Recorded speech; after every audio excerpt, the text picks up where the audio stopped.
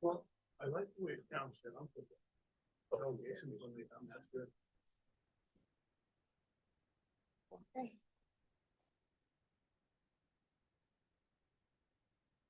Are we live? Go ahead. Hey. Good afternoon, everyone, and welcome to the Regional Parks and Trail Committee meeting, which will focus on strategic planning today for this new service. I'd like to begin by acknowledging that we are on the traditional territory of the Comox First Nation, who continue to steward the lands and have done so since time immemorial. Today, the objective of the meeting is really to get some early board input into the draft strategic planning exercise that we're doing, looking at the long-term view around this service. So there'll be ample opportunity to participate. For those looking online, a good chunk of today's session is actually workshop style. So we'll probably just do the presentations and then break out, and that won't be easily accessible online.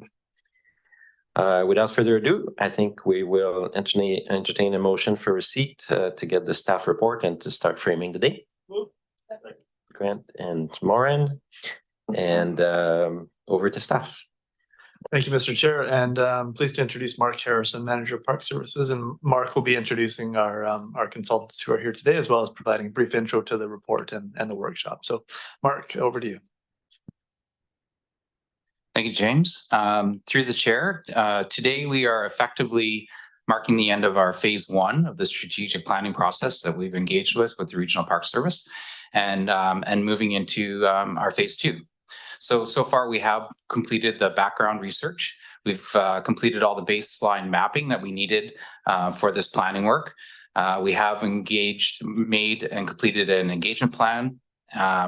We presented and received initial input from the Comox First Nation, and we've gathered input from local government staff, from our conservation groups in our region and our outdoor recreation groups, which have all really helped inform this draft directions document that we will be working through today as part of this facilitated workshop. So the draft directions document here that's going to be presented is really a high-level document. It's meant to provide some draft initial overarching principles and some strategic orientation to help guide and inform the development of public engagement materials. The plan is to go to the public for engagement and for input and feedback in January and February of 2024. So this is not a draft plan. We are still really very early in the process. So the facilitated workshop today, we'll start with an overview of the strategic planning process. So basically where we're at today in that process and where we will be going. Then we'll look at a facilitated discussion of the 5 overarching topics that are included within that draft directions document. So we'll look at the proposed definitions for the Regional Parks and Trails service. Again, the emphasis is that this service is really meant to supplement and complement the existing park services that we have. It's not in any way meant to replace the existing park services that we have. So really kind of understanding where the Regional Parks service will fit within our spectrum of parks that we have here in our region. Then we'll look at the proposed vision and goals. So, what do we really wish the service to accomplish in the long term? And for today, we're looking at general terms. We'll look at the proposed management zones, which will help us with assisting in the organization and the operation of that service moving forward.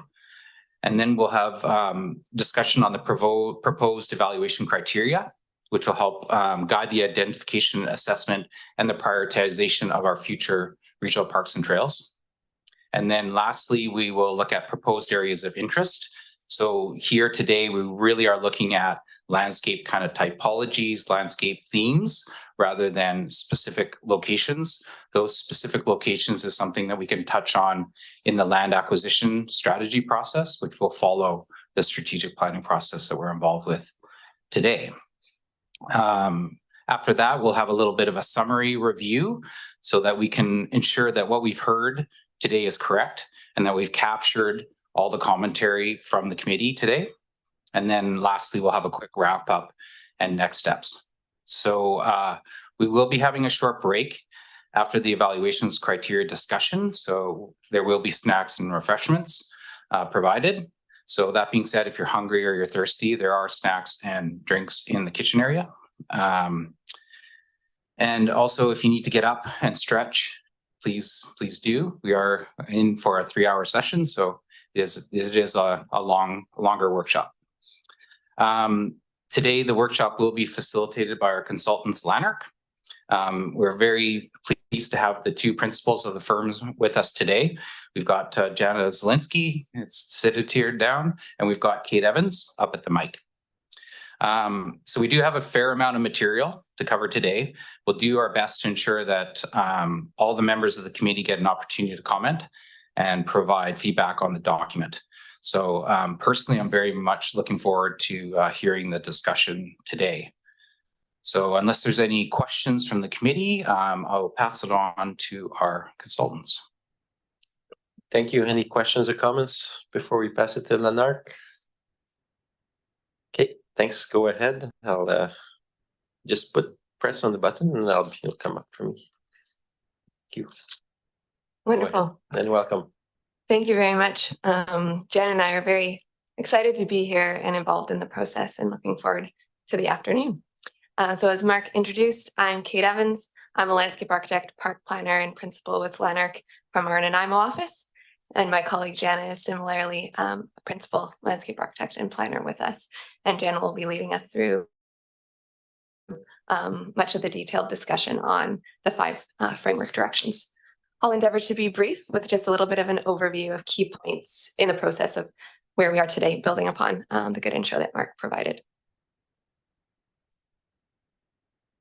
So over the past few months, the Lanark team has had the pleasure of working with Mark along with the working group and others at the CVRD. And we've been building a picture of what CVRD Parks and Trails landscape looks like today and gathering early ideas for what the future of the service will look like. Just checking here, I think, just checking here with Lisa, the slide advance.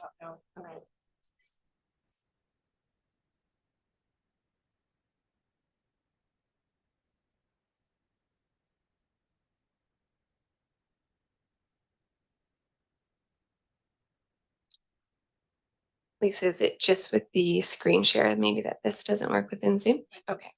Sorry. That's okay. All the good tests we did prior. There we go. Perfect. Success. Wonderful. Oh, now I'll go back one.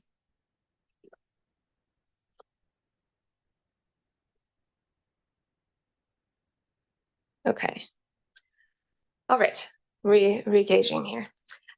So I'll begin with project timeline. And as you know, a lot of important work has been completed prior to the strategic plan process starting, with the previous background study culminating in the formation of the service in September 2022.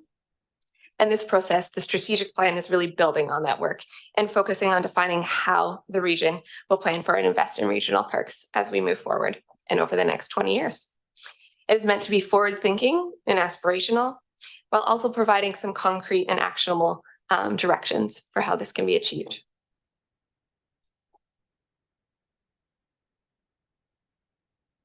So the strategic plan is being developed through a 3-phase process that includes a combination of technical analysis as well as engagement with many audiences. So phase 1 was completed in October and focused on analysis and initial input. We gathered information and ideas and listened to perspectives from Comox First Nation, CVRD, and municipal staff and interest groups. We're currently at the beginning of phase 2, where we have drafted the framework directions based on the input that we received. A key part of this phase moving forward is broad community engagement that's planned for early 2024. And through the phase 2 engagement, broadly, we'll be looking to connect with stakeholders and community members across the CVRD to talk about early ideas and identify really how we can tailor and fit this process and system to the Comox Valley. The third and final phase is planned for mid-2024 to the fall and will be the development of the full strategic plan and an invitation for all interested parties to review and identify refinements for how we'll carry forward. Mark already did a really good overview of work to date, so I'll be brief here just to touch again on data review and analysis, baseline mapping, the schedule and engagement strategy, as well as going through phase 1 engagement and coming up with the draft. So really kind of building a strong foundation in order for us to reach out more broadly moving forward. And so during this process, engagement really was identified as being key, being as this is a service that is reinvigorated and has not been active in several years. And so the engagement strategy and overall process are very closely intertwined and reflects the needs of us to tailor this to the Comox Valley. So to provide an inclusive engagement program that supports the overall process, the project team developed and refined the strategy along with the CVRD communications and the working group. The strategy will be a living document, meaning that it will be continued to be reviewed and refined as needed so that it is responsive to what we hear and how people are engaging through the process. During the process, we will be engaging broadly with audiences at different points, and key audiences anticipated to participate in the plan include the CVRD board and municipal councils, Comox First Nation, this group, the RPTC, the working group, which is made up of staff representatives from the CVRD and the member municipalities, other local government staff working in roles that do intersect with regional parks and trails planning, conservation and environmental and interest groups within the CVRD, outdoor recreational interest groups within the CVRD, major landowners in the region, and of course, the community members at large and broadly, people who live, work, and regularly spend time here. As far as engagement activities, I'll touch on a brief overview in each phase.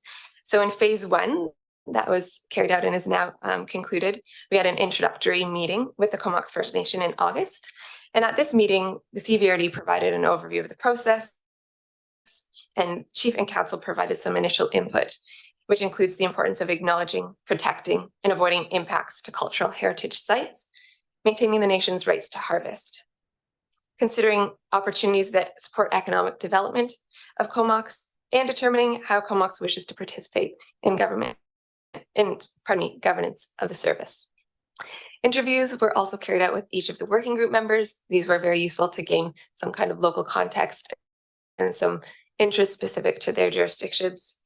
And then we hosted some sessions as well with the working group as we were establishing and going through baseline material, making sure that we were connecting and covering gaps and listening to where we might be needing to look a little bit further. So phase 2 is where we're moving into now. And beginning with a working group meeting in the beginning of November, this is where we came back after drafting directions based on phase 1 engagement. We have invited and are looking to reschedule a meeting with the Comox First Nation. Oops, pardon me. That needed to be rescheduled. They were invited today and we'll be looking for further opportunities to follow up. Then we have the workshop with the RPTC here today to collaborate on emerging directions. Moving forward, we get more broad and community-wide, intended to include inclusive and feedback from throughout the region. In early 2024, we'll launch broadly the program, and the goal will be to spread the word throughout so that we engage in all corners. We'll be preparing a range of input opportunities, both online and in person. We'll be out and about in each community. We have 5 in-person physical events that are distributed amongst the communities in electoral areas. And then we have 1 virtual for whoever isn't able to attend in person. So really the goal is to make it easy, to make it fun, and to try and cover bases so that anyone who wishes to engage, they're able to at a deep level or a more shallow level, depending on the time and availability that they have. The final phase of engagement, pardon me, apparently I'm not, the mouse operation on the side here is a little bit tricky. Thanks for bearing with me. For phase 3, the final phase, we'll be supporting an iterative review of the draft plan. And this will include continued meetings with Comox First Nation, referral of the draft plan through the SPRIG, first to interest groups, then to the working group, to the RPTC, and identifying improvements prior to going back to the general public. So once we've made some refinements based on that initial review, we'll be posting and referring this to all participants to review and provide comments as a feedback loop in June. And the community-wide feedback will be collated. We'll review refinements with the working group, and a final draft will then be presented to the RPTC and then to the CVRD board and member municipal councils. Throughout the engagement process, the project team will continue to receive feedback and incorporate ideas shared.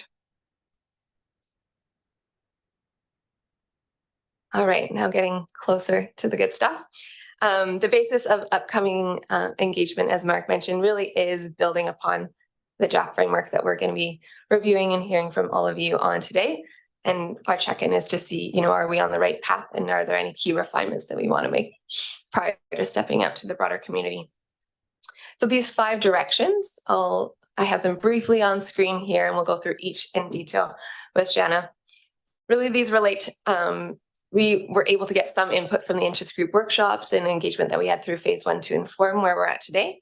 And all of these topics are really interconnected and related, so they contribute and build off of one another. It's hard to have a conversation just on one because they do cross over, and that's intentional and important. So at this point, I'll hand things over to my colleague, Jana Zielinski, and I'll support off to the side as needed.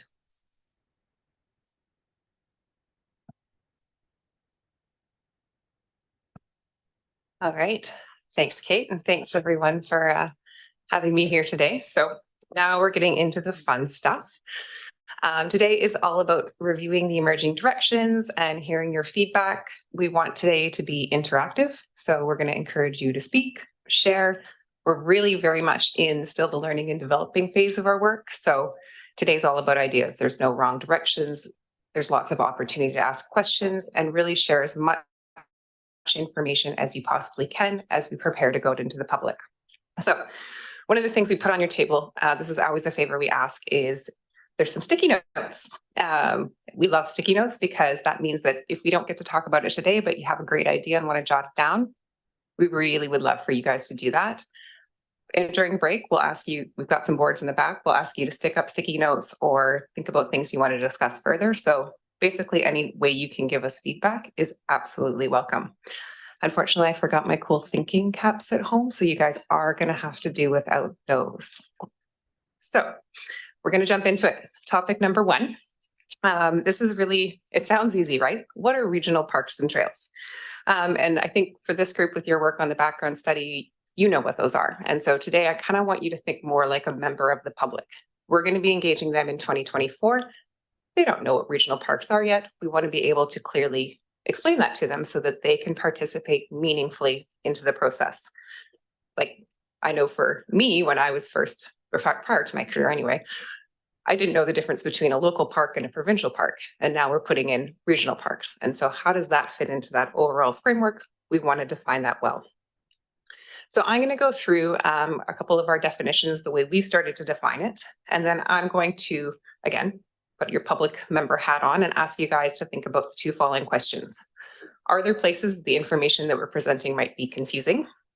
Are there ways that we can more clearly help the public define what regional parks and trails are in the CVRD? So in terms of a definition, they're pretty straightforward. A regional park is defined as regionally significant natural areas focused on conservation and ecological, cultural, or heritage features across the CVRD. They're intended to be the areas that connect people with nature and provide opportunities for nature-based recreation. We have a slightly different definition for regional trails. We call those the areas that connect our core communities and provide greenways in nature that also strengthen ecological corridors in our region. So in terms of a little bit of supporting text, we're trying to define some of the key characteristics that we see in these areas. So for a regional park, these might be our regionally unique and significant areas. A strong focus on conservation, looking for places that are going to provide nature-based recreation opportunities. Typically, they're places that have the basic amenities like trails and parking and places to get into the park. They provide a destination for the residents of the entire region. So we want to make sure that we're defining places that people who live in the CVRD can experience and enjoy. And they tend to be kind of a medium to large in size relative to the overall spectrum. Key characteristics that we would look for regional trails, obviously they're linear, typically focused around a trail route. They're an opportunity to support active trail uses like walking and running and cycling. They provide that more natural greenway experience. So the idea is that they're not necessarily our on-road active transportation. These are the places where we can be in nature and recreating. They can also provide corridors for connectivity for ecosystems and wildlife. Hopefully, they link into broader trail networks, both within the region and beyond. And again, there's a differentiation between what we would call an active transportation route and a regional trail. Oh, this is fun. We get different ways to show you guys things. Okay. So in addition to providing kind of a definition and key criteria, one of the things that we're looking to is to position regional parks and trails within this larger parkland spectrum in the CVRD. And so that's what this little diagram is intending to do. And typically regional parks and trails tend to play this central role. So we have our provincial parks kind of at the one end of the spectrum, like our Strathconas and things like that, where they're big and they're really nature-based and kind of out there. The other end of the spectrum, we have our local parks, and that's where you have your playgrounds and your sports fields and things that really appeal to people living in the area. So our regional parks tend to kind of be that middle linking ground where they're not as big. They're maybe a little bit closer to our urban areas, but just outside, and they're easy for people in the CVRD to get to and enjoy. And one thing we wanted to make sure we made a note of is that in the CVRD, one of the particular challenges for regional parks is a large proportion of lands in the CVRD are privately held as opposed to crown lands. And so in a lot of other regions that have regional parks, there are more crown lands. These often become the places where people go for recreation or potentially start to become regional parks and trails. That means that in the CVRD, there's a lot more reliance on agreements or access opportunities and things like that. And that's going to be a big part of the regional parks and trails planning process going forward. That's quite unique to the CVRD. So the last little piece of information I'll share, and then I'm going to get you guys to give me some feedback, is just looking at trying to summarize what is that role in this central. So our CVRD regional parks are shown as our orange area. And the idea is that they have high regional significance and conservation functions as opposed to our local parks that focus really on locally important spaces and our provincial parks that look to find provincially important spaces. They're intended to attract visitors from throughout the region, as opposed to local parks that are really focused on nearby residents versus provincial parks that really are looking to attract visitors from quite far. They focus on nature-based outdoor recreation, and they typically have more limited amenities, so trails, picnics, parking areas, those types of things, as opposed to local parks that provide anything and everything from playgrounds to sports fields. Provincial parks tend to often play a similar role, but they can also be a little bit more immersive. So they tend to have things like campgrounds or larger interpretive facilities than maybe our regional parks would. And well size is going to vary very much dependent on the resources being protected.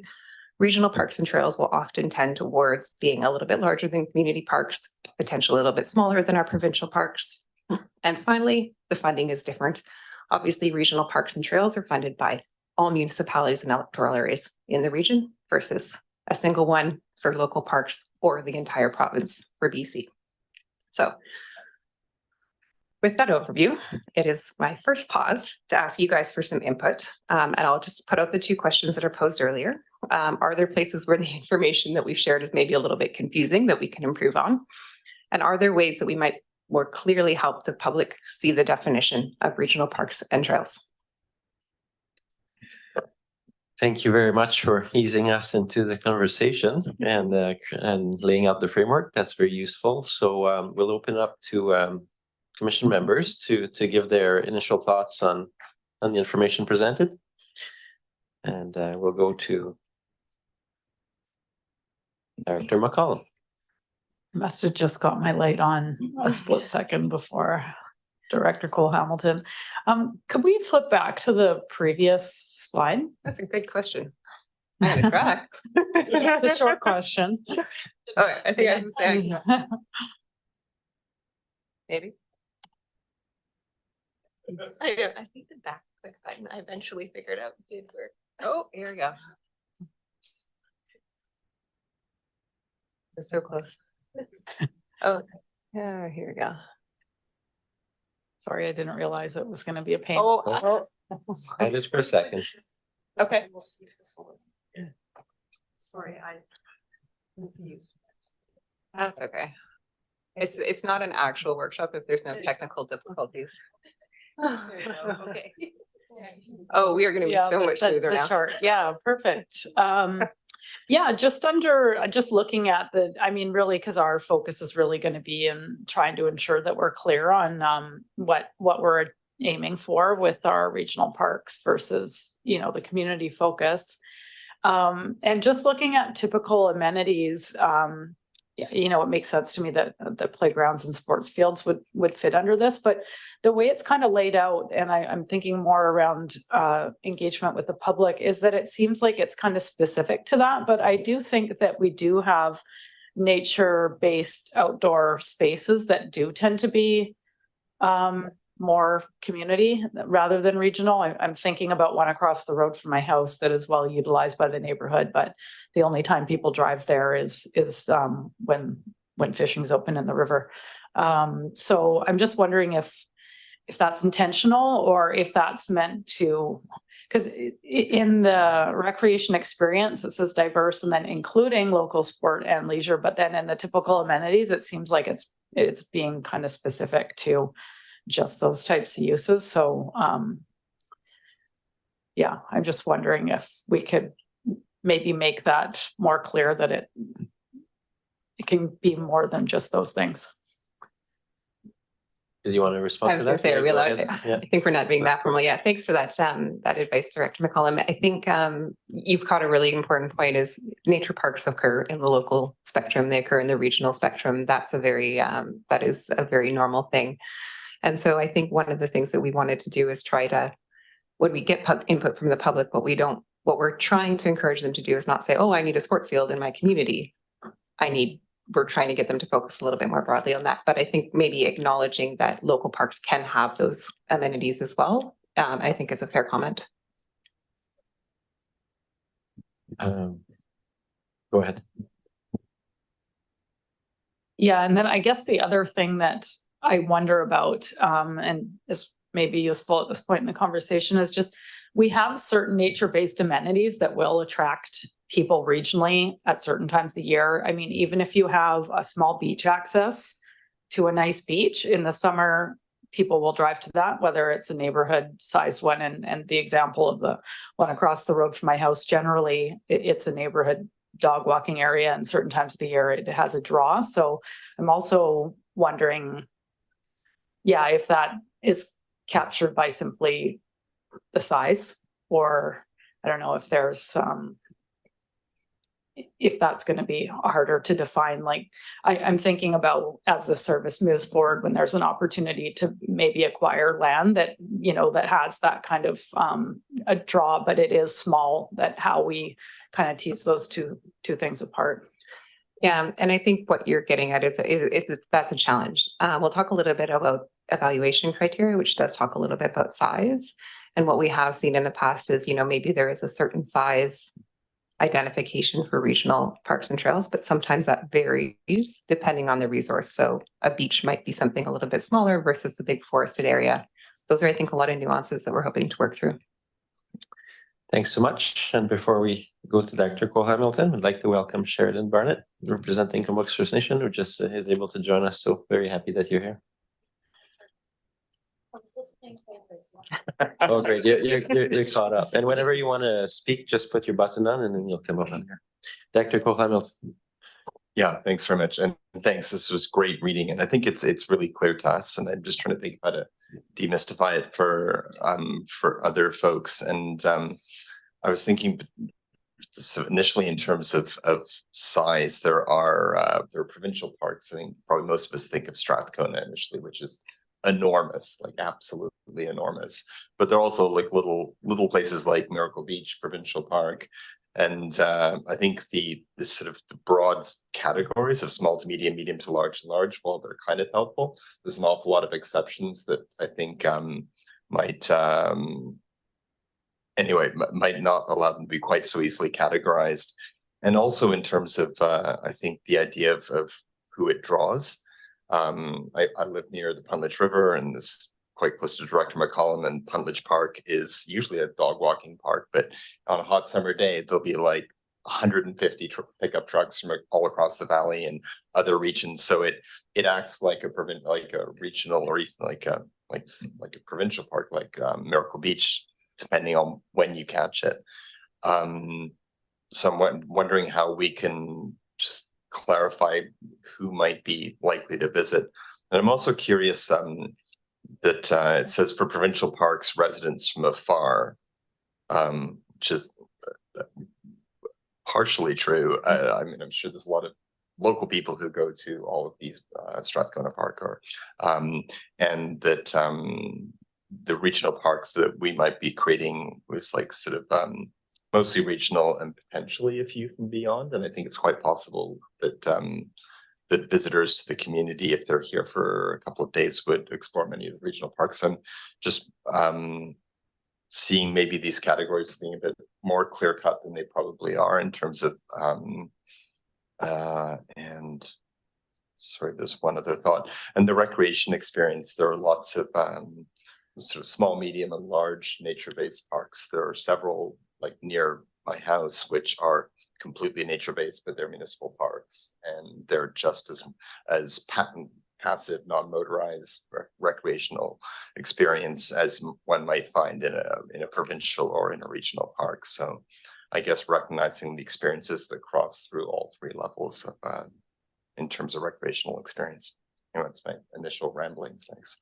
No, and I appreciate that, because I think you're tackling into the challenges that we're finding. It's a blurry line, and so finding a way to define it clearly is tough. But maybe we need to be a little bit blurry, or let the public be a little bit blurry before we corner them into something. Thank you. Thank you. Dr. Brown. Thanks. Yeah, great report. I think we might need to say what regional parks are not. So like they're not existing parks, or they're not community parks, or they're not provincial parks.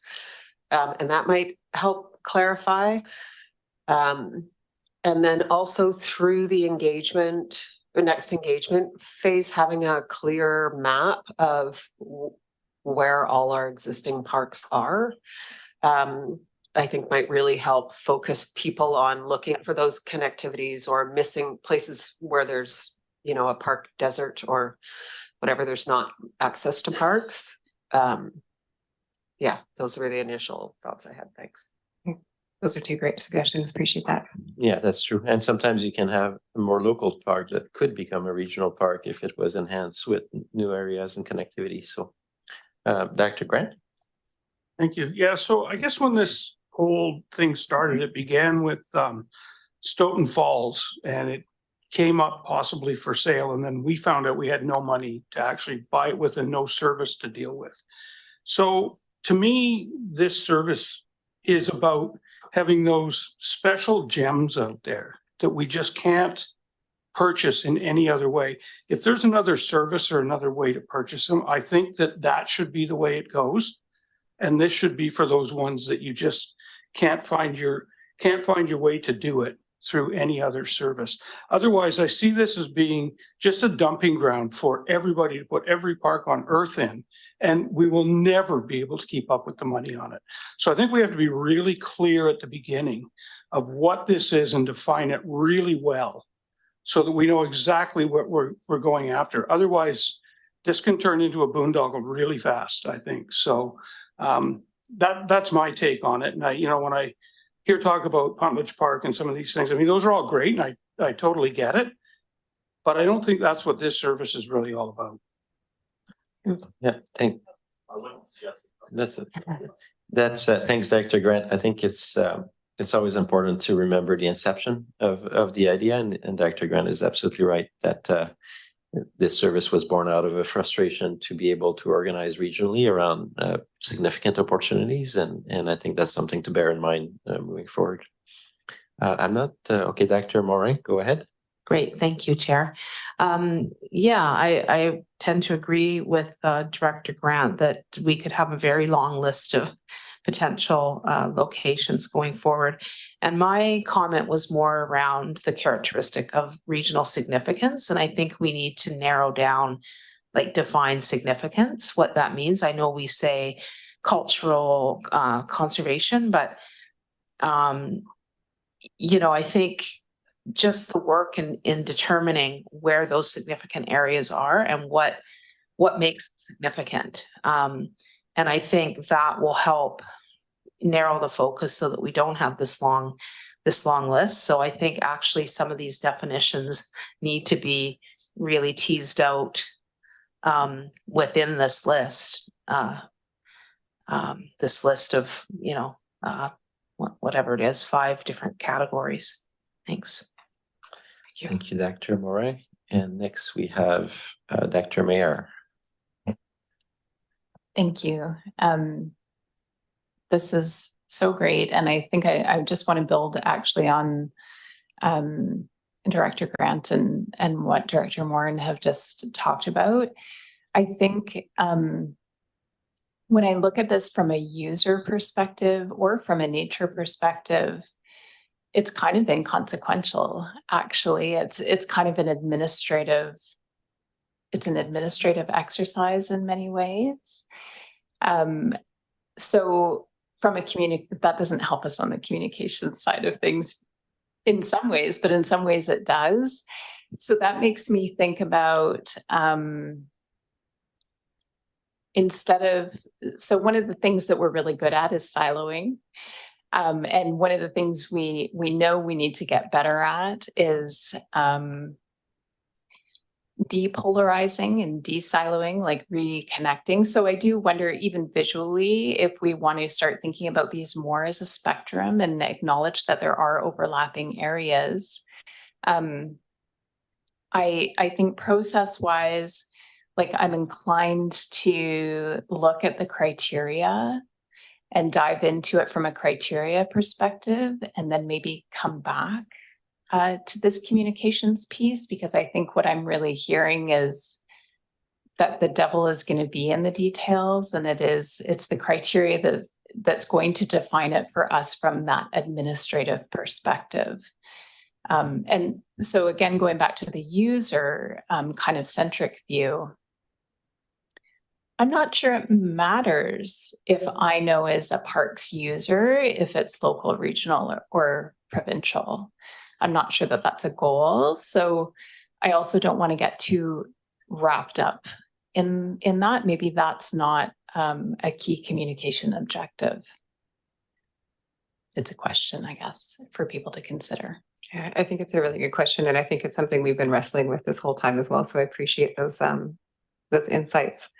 Our one thought is the key thing, and maybe it's not as important when we get to the actual strategic plan, but it's making sure when we're getting input from the public, they understand what it is they're sharing with us.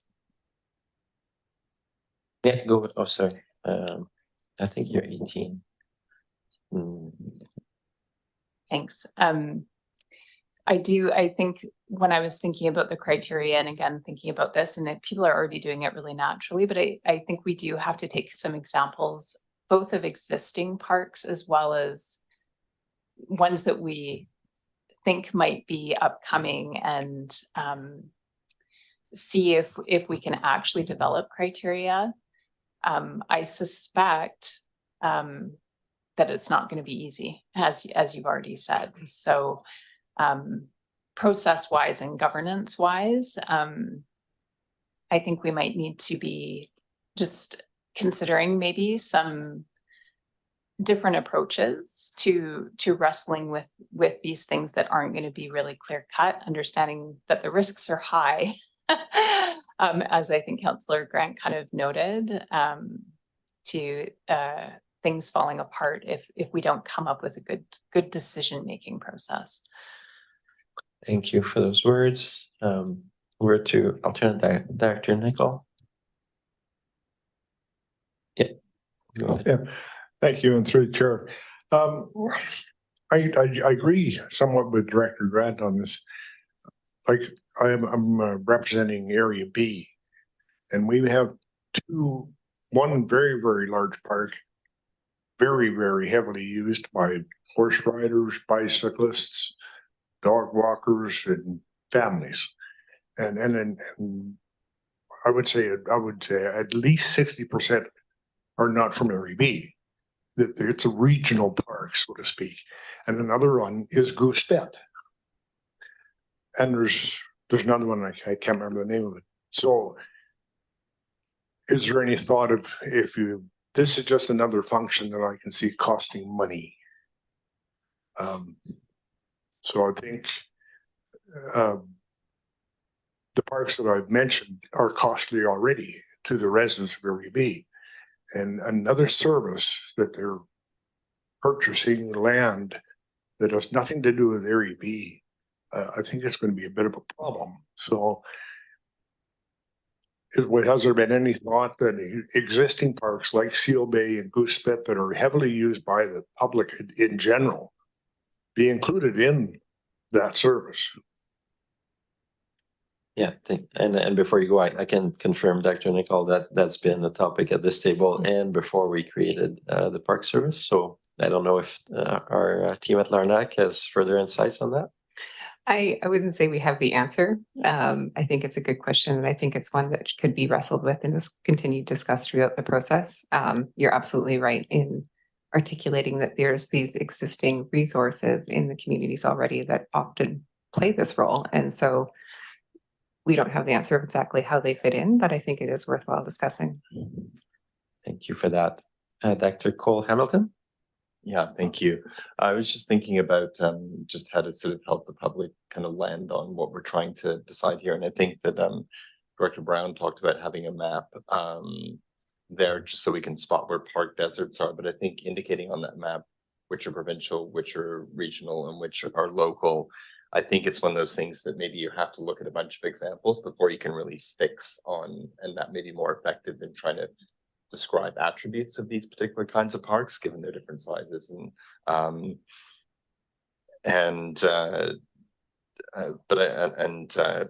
Yeah, I guess I just wanted to say that I think that may be the way that people are most easily able to sort of like latch a hold of onto the concept, and Seal Bay and certainly Goose Spit are well-known examples that would help people sort of get a grounding in that.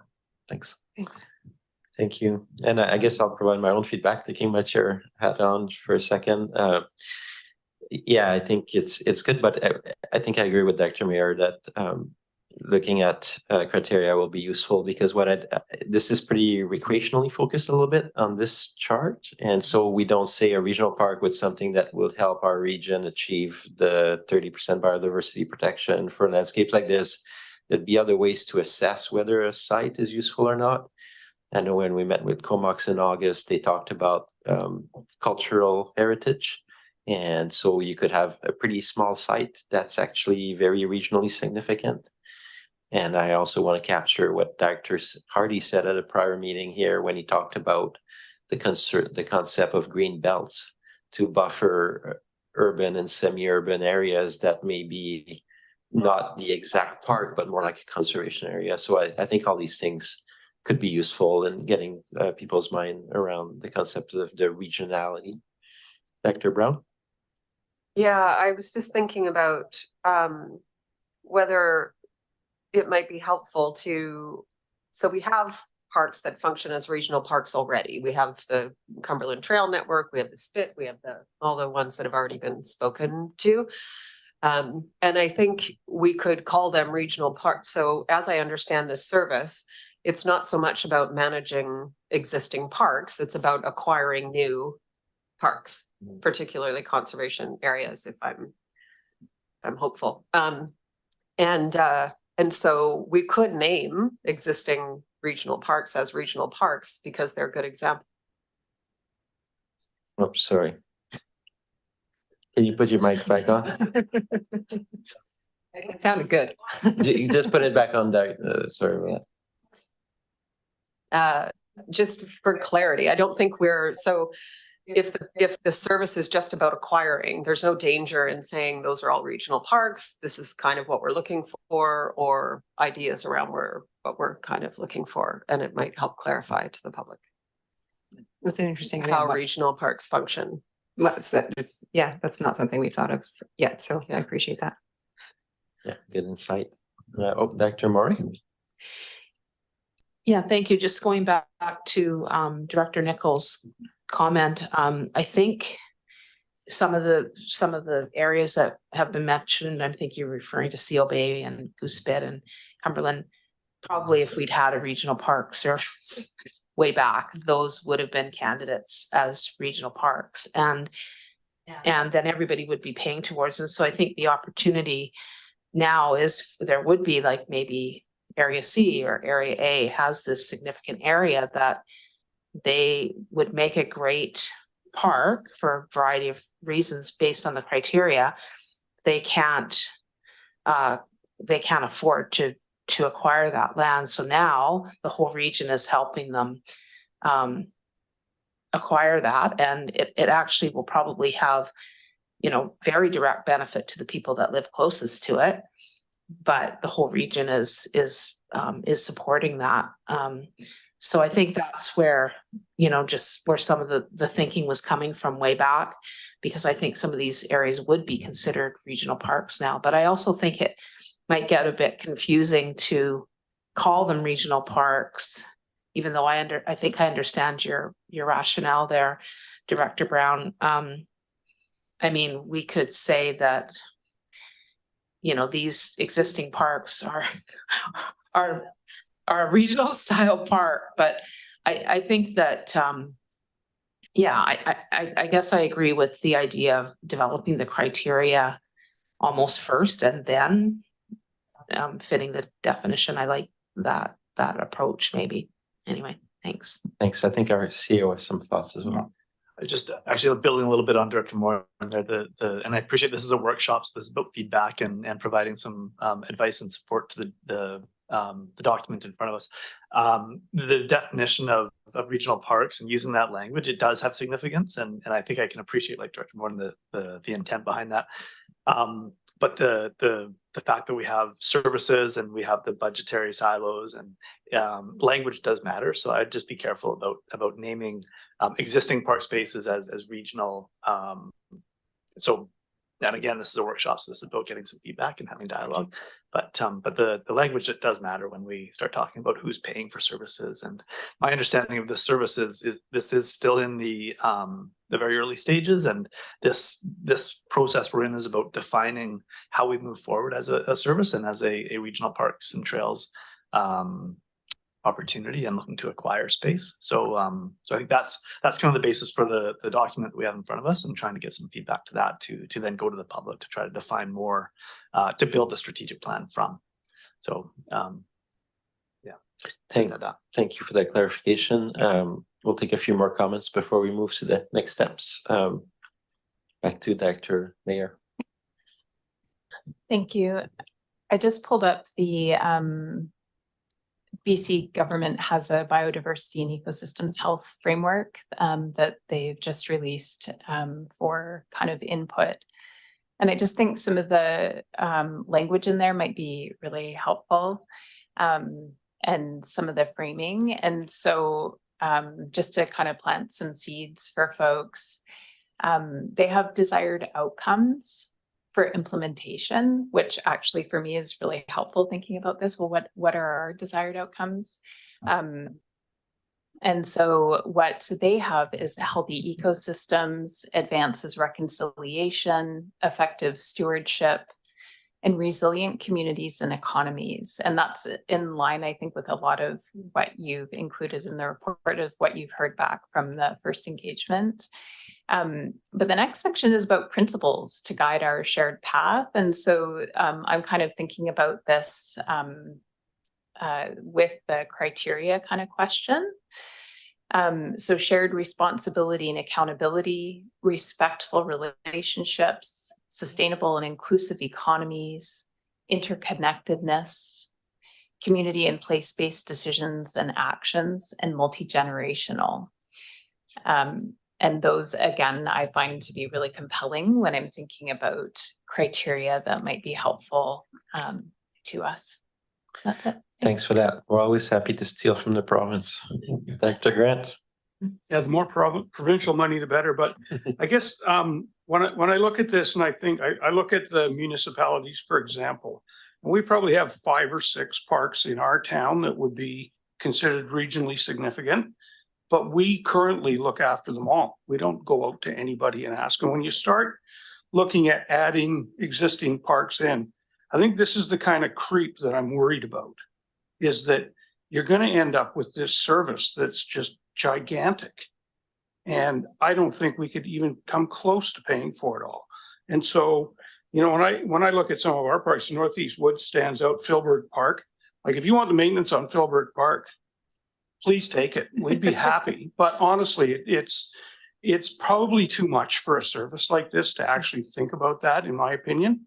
And I think we should be really focusing more on what we could purchase as a regional park. And again, right back to those specific gems that there's no other way to get them other than doing it this way. So those are just my comments. That's great. Thanks, Dr. Grant. And I link with that in the sense that if you look at where we incepted, you know, there might be, as Dr. Cole-Hamilton or McCollum said, there might be little parks around the Puntledge. The vision might be to have all of the Puntledge become more preserved and protected as a regional significant place. So then it would be to add to that, to what exists. So that's a really important comment. Did you want some closing remarks on this section? Or, oh, I see a couple. I just triggered a couple more lights. Well, I'm feeding off Director Grant today because I'm thinking about how some of these acquisitions may be, you know, costly, but my sense is that these areas would be very low maintenance. So we wouldn't have, you know, all the infrastructure and things that we do see in the municipal parks. You know, the landscaping costs, et cetera, Filbert Park, all the neighborhood parks, and even,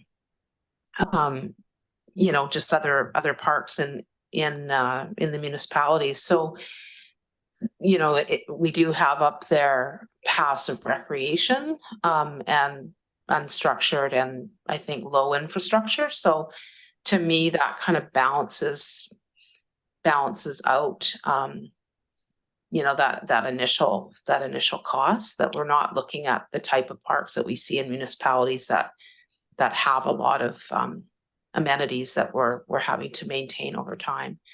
And maybe that's another thing that we need to look at, how we cost out a regional type park in terms of that the life cycle kind of costs of that type of park compared to those other parks that have a lot of amenities and infrastructure. I mean, maybe Cumberland Forest folks have an idea on that, because even that has a lot of maintenance required. It isn't so much a passive park. So those are some considerations, I think, as well. Thanks, Dr. Brown. Yeah, I was just wanting to insert the option and the potential for us not actually purchasing the land, but working with conservation organizations to purchase the land. So it's not actually our money, it's their money. And what's worked in Cumberland is then they pass that land on to the regional district. And so I just want to make sure that that is on the table as an option, because there's no way we're going to be able to do this on our own. We're going to need partnerships and yeah. I don't actually have any further comments. What I was going to link back to what you said earlier is something I captured from your presentation is having so much private lands to have an impact. It might be a bit like Cumberland did, and not everything is purchased. You might have some right-of-ways or securities or covenants. There might be different strategies to achieve the same goals. So a good point, Dr. Brown. Dr. McCall? Yeah, thanks. Just to kind of circle back to the discussion, because I mean, my initial comments was just around getting really clear about what we mean. But, you know, if we are setting the criteria, I am also in agreement with Director Grant that I think we do really need to set the bar fairly high if we're going to achieve what this service was meant to do, which, you know, Director Grant pointed out the history that we will receive a lot of political pressure every time there is a small land acquisition opportunity, and all of our communities already have methods in place to do those things. So what we don't have is a means of collaborating on these bigger things. So I think we really need to keep that in focus. I mean, even in the city of Courtenay right now, we received an amazing donation a number of years back, and even developing that park is looking $6 million plus for a land donation. So if we're gonna do with this service what it was intended, we need to be, I think, really set the criteria very stringently. So thanks. Thank you. And over to Sheridan. Do I need to press anything? Oh, we're You're good. good. Okay. Yeah, this has been really interesting. Thank you. You don't have a map associated with this right now, a map with it. We do have a map, but we didn't bring it today. So that's very handy. Okay, wonderful. I love maps. I was really pleased to hear the comments around the definition of regional significance, right? Because I think to Comox that has a particular set of meanings. And I mean, we are, you know, the CVRD territory boundaries rather overlap with Comox First Nations unceded territories. So I think that any kind of land acquisition conversation, we'd certainly be interested in, you know, hearing about at the interest stage, you know, at the early engagement stage. So I just wanted that on the record as well. And I appreciate that, you know, we've had a bit of that conversation in August, and I know that we'll have follow-up conversations as well. There may be an opportunity to look at some sites of cultural significance for Comox that require, you know, protection of some kind, and maybe working that into a strategy as well, and having value for all parties involved. So that might be an option.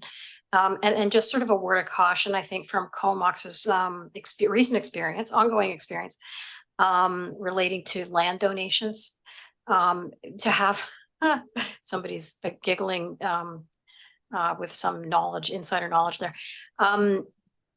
Just that, you know, criterion in terms of land selection is one thing, but criterion around the acceptance of land donations is another piece, right? So like, in what condition is that land, and who determines, right, what those environmental implications may be, right? Because you're also inheriting problems potentially if it's not cleared. So I think those are all my comments, but just again, like the territorial boundaries, I mean, we share those. And so I do think it's really important for Comox to be part of any land acquisition conversations or opportunities in particular. So much appreciated for the invitation. Thank you. That's great. Great comments. And I know at our spring meeting, there was a lot of interest and comments from this commission in talking about engaging with KFN early and including with land acquisition. So I think in the terms of reference with committee, less staff or consultants correct us. I think that is the intent to be very proactive as opposed to reactive to opportunities and build that in, if you will, in the working of the committee. So I'm going to share some good news and bad news. So good news, you guys are sharing amazing comments. Bad news, we're approximately half an hour behind already. Okay. So we're going to try to keep you guys moving a little faster. I definitely don't want to like sign it, because this was a really useful conversation. I think we've actually started to cover some of the territory of some of our other conversations. So I think we've really set the stage for that. So what we're going to try to do is just speed things up a little bit and manage and keep things. And don't forget, you've got your sticky notes. So always happy to take those back with us. So this one will go a little bit faster, I think. But the next one is vision and goals. And this is the idea of, I do want everyone to use their imagination. This is kind of the big thinking. Let's really think about what it is that we're trying to achieve. So in a moment, I'm going to ask you to listen really carefully to the draft vision and consider how well it aligns or doesn't align with the vision you have when you think about regional parks and trails. And then after we share that, we're going to ask you guys to respond to 3 questions. The first one is, what words or phrases of the vision resonated most deeply with you? Are there words or phrases that felt off or not quite right? And is there something missing? So to do this, I'm going to actually get you guys to close your eyes. We're going to get a little touchy-feely here, and really focus on the picture in your mind of what you think about when you think about regional parks and trails. So before I read it out loud, going to ask you to take a couple deep breaths, keep your eyes closed, deep breaths, and just think for a moment about what, if you could imagine being in a regional park and trail in the CVRD, what do you see in your mind? So keeping your eyes closed, I'm going to read the draft vision. Our regional parks protect and conserve regionally significant natural areas for the future. Our regional trails connect our core communities through greenways that provide a natural setting separate from the road network and strengthen ecological corridors in our region. Our regional parks and trails provide places where First Nation heritage and cultural practices are honored. Together, our regional parks and trails support the health and well-being of residents, providing nature-based recreation opportunities that are in balance with the natural environment and supportive of our region's climate resiliency. These are the places that define our region. You can open your eyes now. So it is up on the screen. Oh, there we go. There we go. It's very small up on the screen, but you also have it in your package. So knowing that we're a little bit tight on time, I was going to get each of you to speak to it, but maybe what we'll do is just see if there's any strong feelings, that things that either resonated or didn't resonate with you when you were imagining what a regional park or trail should be for the CVRD. And maybe if we can keep this one to about 5 to 10 minutes. Yep. Perfect. Recall? Yeah, my only comment is that in the second paragraph, it says that trails connect our core communities through greenways that provide natural settings. And if we just left that and not talk about the road network, it would still mean the same thing, because a natural setting is not the road network. And that tightens it up a little bit. Thanks. Thank you, Cole Hamilton. Yeah, thanks, Chair. I think that the first sentence could, I think, get a little closer to, I think, what Director Grant was talking about with regional gems. This is about those. I don't know if everyone pictured Stoughton Falls when you were asked it, but that's what I pictured. And I think we want to, I'm sure that people could identify many areas they consider to be significant natural areas, but the idea that it's those handful of the places you picture when you close your eyes, spectacular places that define your I can't stop the word gems from resonating right now. Yeah, gems is really resonating with me, but something that just hammers that idea that it's very few and it's very distinct. Thank you. Dr. Morin? Thank you. Yeah, I'd like to see less words and more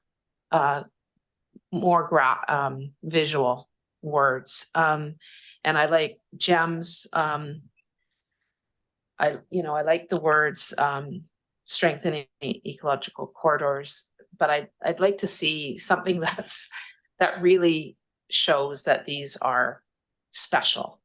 These are special places. So the richness, I don't want to pick apart the wording, but it falls a little flat for me. I'd like it to have more vibrancy in the language, to really separate out what the vision is for a regional park.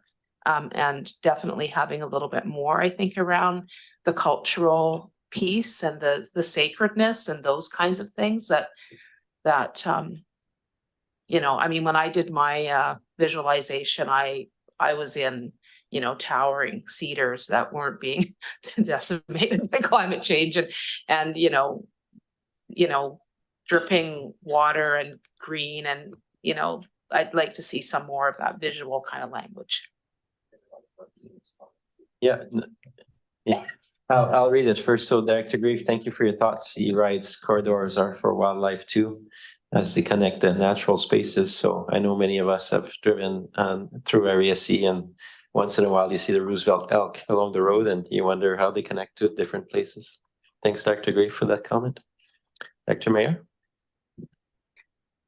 Thank you. I find I actually have a bit of a visceral reaction to the fourth paragraph, that together our regional parks and trails support the health and well-being of our residents. And I think that what I'm feeling most challenged by is the tension between parks being for our use versus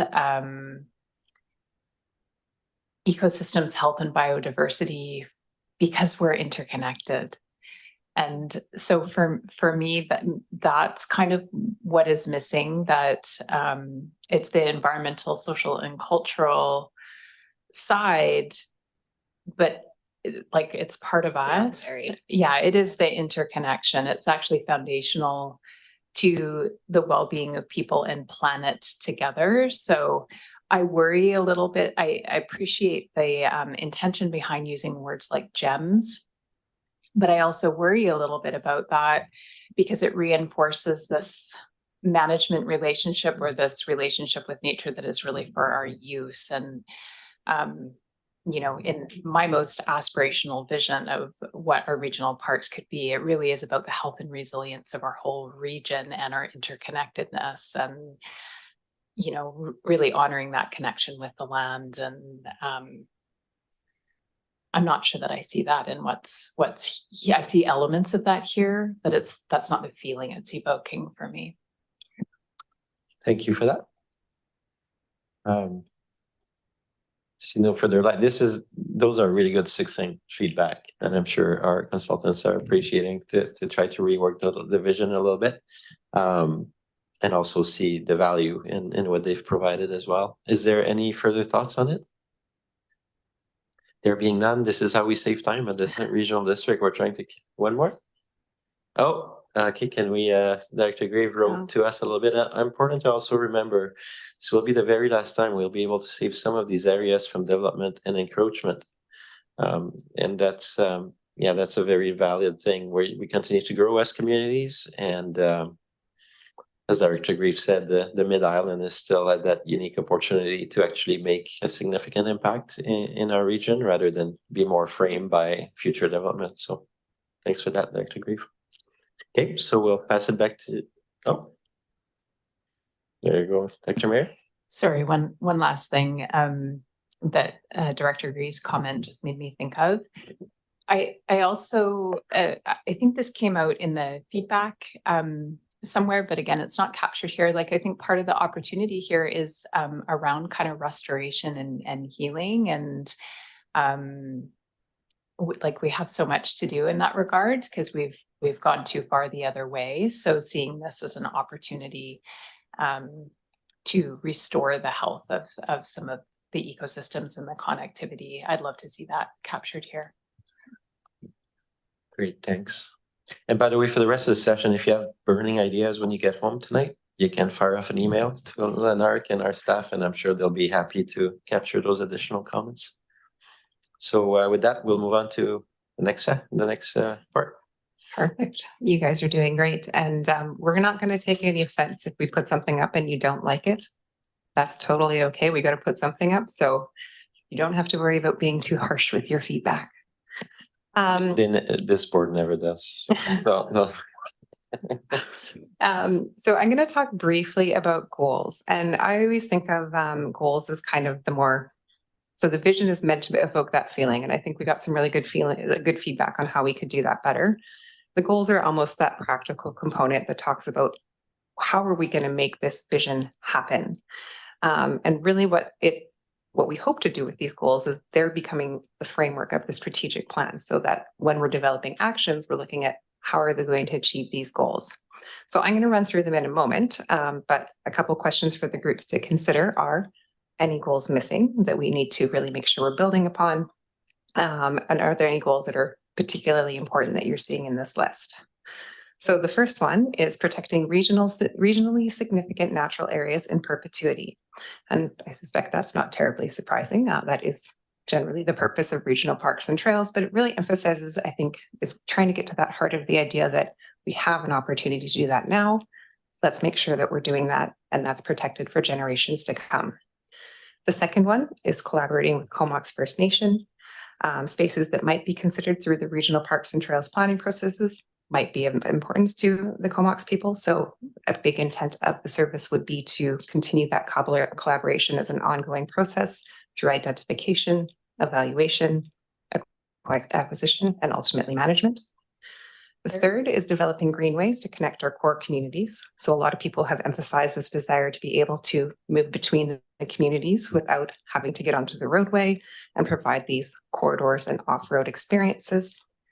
The fourth is enhancing livability for current and future residents. We all know that being able to access green space in nature is so essential to human well-being. And this means that an ongoing protection of natural spaces really within reach of community residents is essential.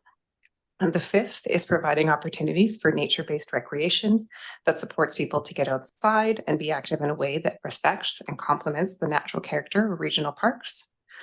The sixth is strengthening our partnerships and stewardship, recognizing how important it is going to be to work with others to identify, protect, and then manage these valued spaces. And the final one is modeling proactive planning and sustainable management. And so we all know our world is changing. We're going to need to plan ahead to be resilient in the face of climate change, population growth, emerging recreation trends, all of these things. And so wanting to be able to set the place in motion that we can model a really sustainable approach. So I'll stop there. Again, we're still a little bit short on time, but we'll open it up to another 5 to 10 minutes of comments if we can. Absolutely. Dr. Brown. Thank you. The thing that is niggling me is the provide opportunities for nature. Just agreeing with Director Melior's comments about really looking at these acquisitions as a place for restoration and even natural asset protection, and not for recreation. So I like the idea of providing opportunities for experiencing nature, for connecting with nature, for integrating with nature, for providing reciprocity to nature, that sort of thing. But in my experience with our trail network and the way people experience recreation in wilderness is not really experiencing the wilderness at all, just recreating. And I see these parks as quite a different opportunity. We have lots of places to recreate. We need places to connect and restore. Great, thank you. Dr. Nicole? Thank you, through the chair. Living beside CLB Park, in the last several years, there's more and more encounters with wildlife, bears and cougar. I really don't think that any undisturbed area should be developed so that like trails and stuff. I don't think we should be in there anymore. If you put a green space connecting to communities, well, bears and cougars aren't stupid. They're going to follow them, and they're going to end up in a community. So I think the wildlife should be a priority. The safety of them. We're the intruders. Thank you. Yeah, appreciate that. Yeah, good comment. Dr. Cole Hamilton? Thank you, Chair. I was reflecting on what Director Mayer was saying, and as I look through these, I see that almost all of them are about start with us and what we want. And I think the first and the final ones seem to have some degree of consideration of the inherent properties of the land, but I think we need to try and balance that out a little bit in terms of the priorities and even like the seventh one, planning and management is also kind of focused on us and our relationship with the land. So really it's just that first one which seems to speak to the land itself, and just wondering if we can balance that out a bit more. Good, thank you. Where is it going to? Oh, Dr. Grant.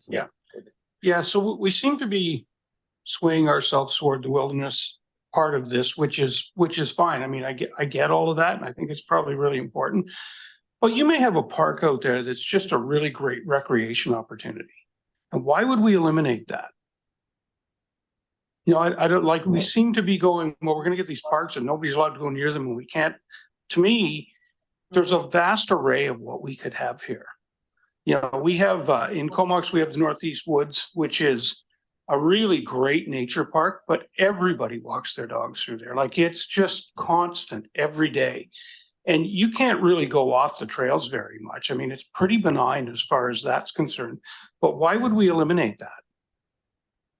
So I don't like, I think that you need to have a little more of an open mind than to just say, we're just going to make it for trees and nobody can go in there, right? I think that you need to actually consider the fact that there would be some really great recreation opportunities out there.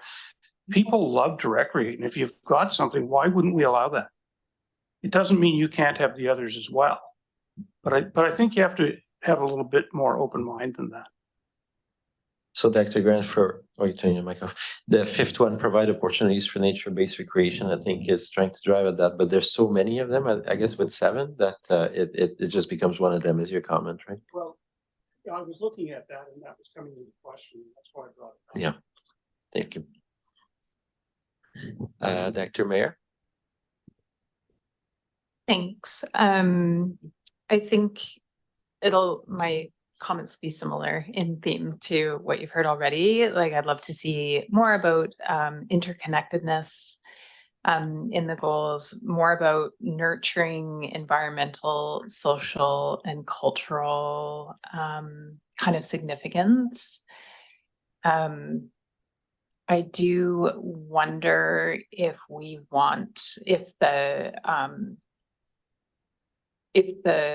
goal with Comox First Nation will be adequate.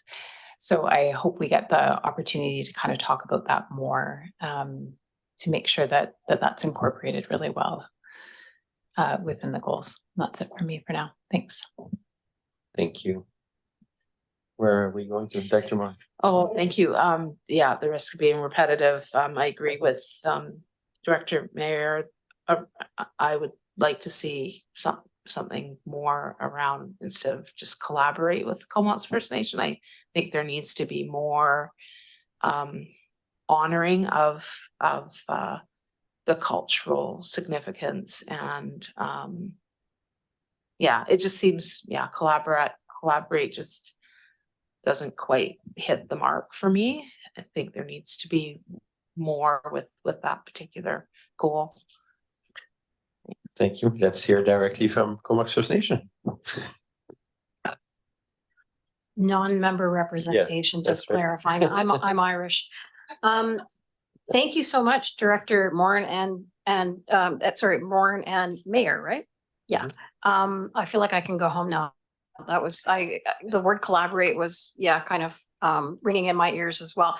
That's an engagement goal. Like, can I just point out that it's not an ends in itself, right? To collaborate with folks, is one thing, but ensuring they have capacity, right? Ensuring there's timing, ensuring there's like structural reasons like that's, you had some really lovely language. I did my best to chicken scratch it down on my pad here, but it says collaborate with Comox, identify, evaluate, acquire, and manage lands. Is that what you had underneath that goal? Because that's really good. Like, can I see that in writing, please? Because I like that, right? But it's that's really what we're put that in there instead of collaborate, because that's actionable, right? Collaborate is like we have wonderful relationships here, right? Well, we have wonderful relationships here, right? Like, I speak with James once a month. I know, Daniel, you're in constant contact with Councillor McKay. I've met many of you and had wonderful there's a camaraderie and there's a collaboration, but what we need is how do we affect change over the landscape, right? And I know, for example, we're continuously in conversations with under the Heritage Conservation Act with Archaeology Branch, and the goal there is about protecting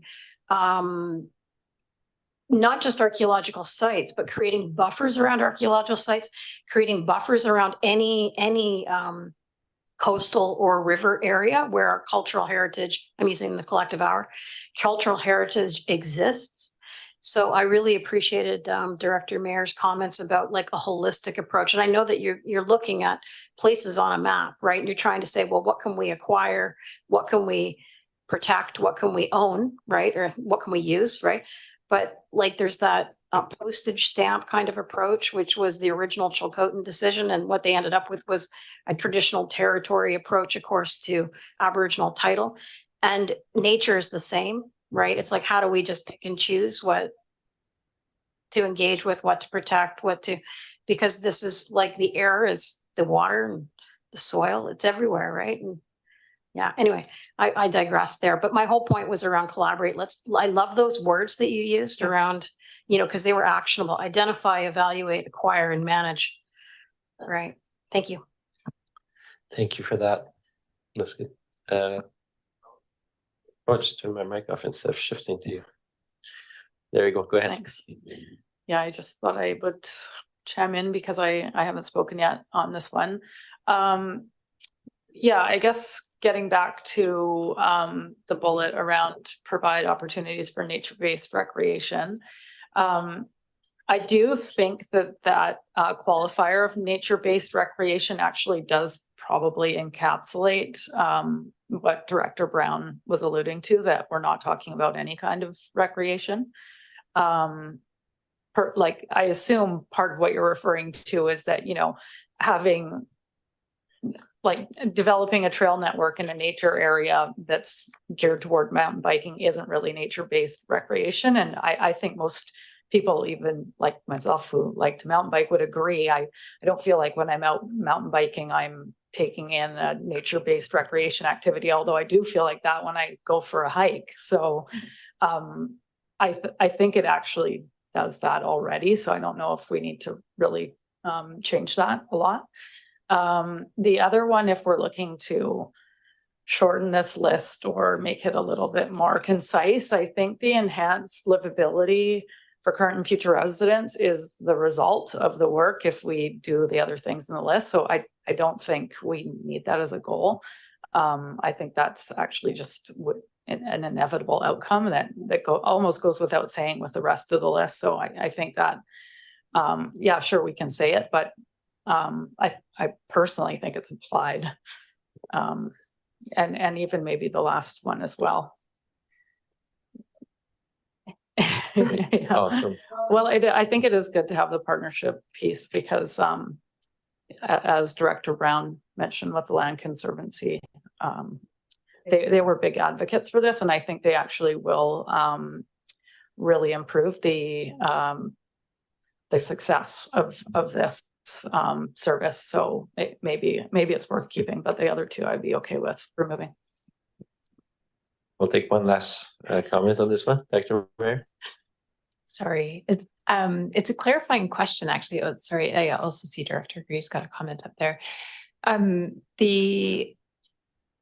the connectivity, does that live in our transportation service currently? Like, is there overlap in the connectivity around, like thinking about greenways and trails that connect our community? Is there overlap with another service, with transportation or with active transportation? Yes, we don't have I can probably answer that. We don't have an active transportation service that's regional. So not for now, but that's an ongoing question as to what extent this service could address some of the needs in the active transportation strategy that was produced. So okay, thank you. Thank you.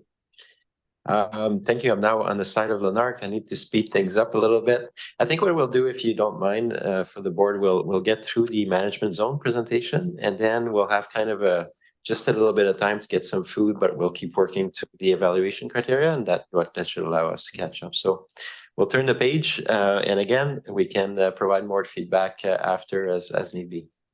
Yeah, and I think honestly, this is really great feedback. We really appreciate everybody sharing these comments. I think really good detailed comments, as well as some big picture things that we're going to continue to work through in phase 2. So lots more opportunities. I'm going to be fast through management zones. And it's really a strategic plan. It's kind of a technical component. So it's really once we get some regional parks, it's how do we manage these? And really not to be confused with land use zones. Park management zones are a pretty common tool in parks planning. They assign different levels of service to different areas of a park based on that park's characteristics.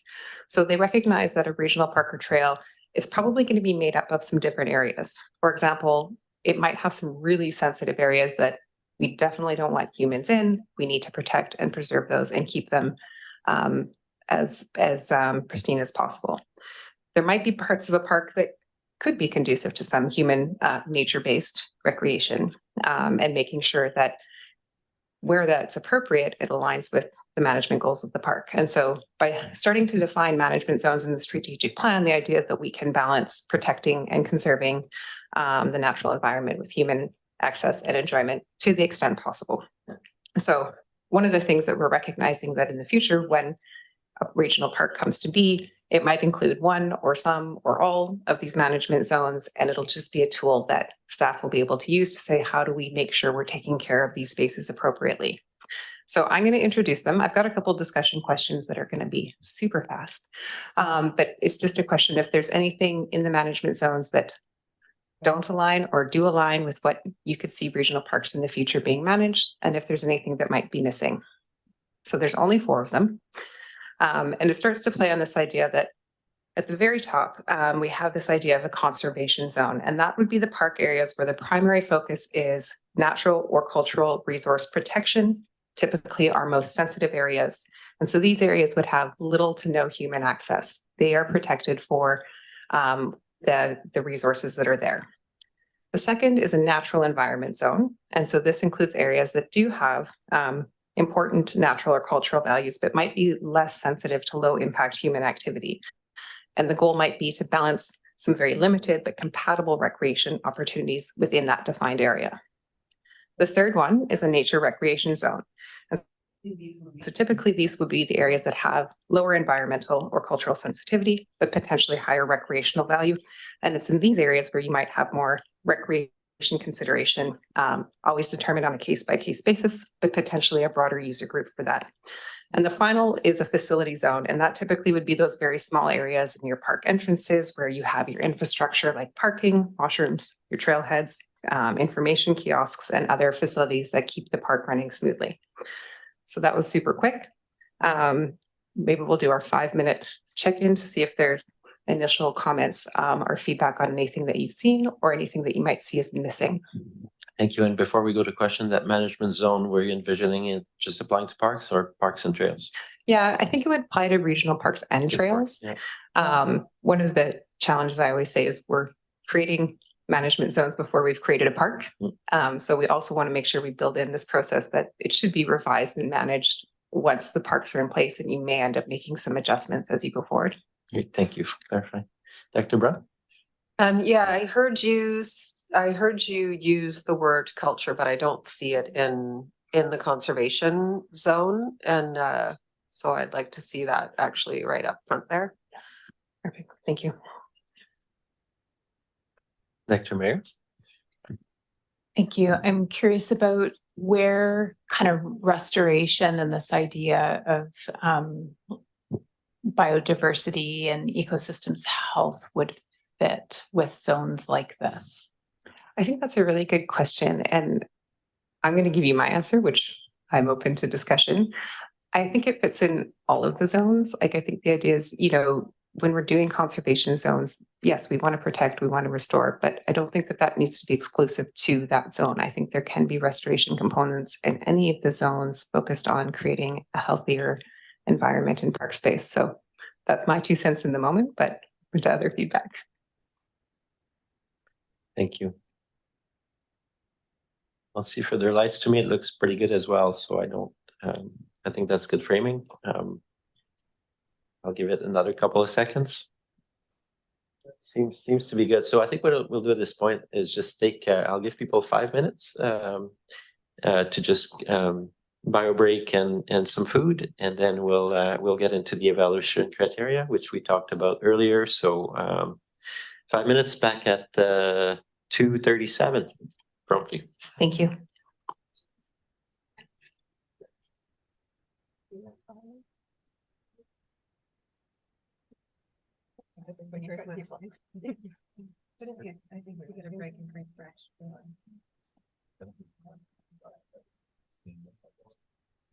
Well, that's always the first reaction. I should have said like, we're gonna keep this to 10 minutes because that, of course, everybody has a thought that they want to share right off the bat. So yeah, I think that was.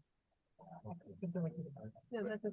It's gonna be really good fun to get into a lot of the discussion. Almost like that's all. Well, all of these, yeah, all of these themes are all gonna like resonate through all of these pieces. So I think, but really good feedback. Yeah, no, Actually, that's that's feedback. quite critical or like.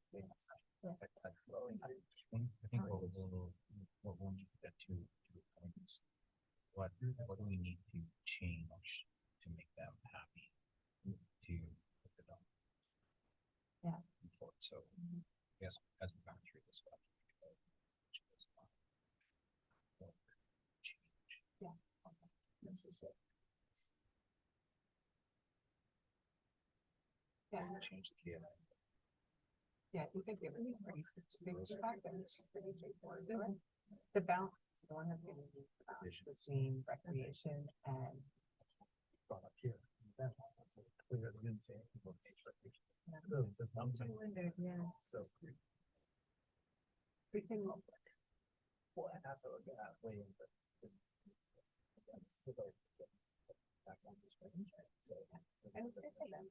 Feel like they're all these things. Does the staff report have the recommendation to support the document as the basis forward? Would it be possible to summarize it or each of the five? Yeah, what you would build into the document, then that will be the basis and that can be carried. 3 minutes right now, let's figure it out. We originally thought at our break time that we would discuss and do kind of a summary and And maybe there's still time after the criteria. because we're gonna send it, yeah, we were gonna have some areas of interest that is. We don't want to. So really the deep dive. So what is criteria? So maybe should I suggest to the chair that we have a break after criteria? Yes, especially because we have the evaluation criteria, so dense, we kind of have a priority for them to priority set. Big dive discussion because we won't be able to get into a deep discussion. Is that where the stickers come from? That's Okay, it so during a that's break, so we get them to vote on which ones we really want to talk about. And during the break, we also want to identify a little bit like. These are all considerations, but waiting as we move forward, it's kind of, it's not saying that. The recreation is less important, it's giving us. And then I think what we probably need is about 10 minutes to go back to the Facebook chart and be like, okay, 3 things that are with on. So we'll still have another 10-minute break, so we'll go through evaluation criteria, have a 10-minute break for the book. Yeah. Do some voting. Good news is when we do 15 minutes behind now. great. Takes So a while. after the voting, then come back and have a break after that? Or will we do this sort of? During the vote, maybe we'll get them to do the voting, we can have a little, like, 10 minute break. During we do our break, break. right? Because we have everything we can, we'll have the final question, the final little bit of discussion. Yeah. We'll shorten areas of interest, I think, even just for. The key thing though is that we're gathering information from the public and all involved. We're not publicly saying. No, but it is a huge opportunity to engagement, hear from the future banker opportunities, and that will go into the next process along with the evaluation criteria. Yeah. But really here, we're not getting. Yeah. So I think we'll shrink time there. As well. Yeah. And they did. But we'll go through evaluation criteria, but this will be quite a long discussion at the end of it. We'll get them to the break, then we'll come back and kind of start. That's amazing. Yeah, that makes sense. That's a game plan. I haven't, oh, you know what, I can actually close this to make you feel better. Wait, I can actually get the cords to, you know what? It's a health and safety moment, right? No, it actually. It could be. Almost, but not it's fine. quite. I haven't idea checked on it yet, so I would think be it'll all the be way. okay. It's better. Something still, you know. Health and Maybe safety that- and or humor mode. I think it's. Oh, there we go. That's good. That's good. I broke Not the humor. angle. We're not a.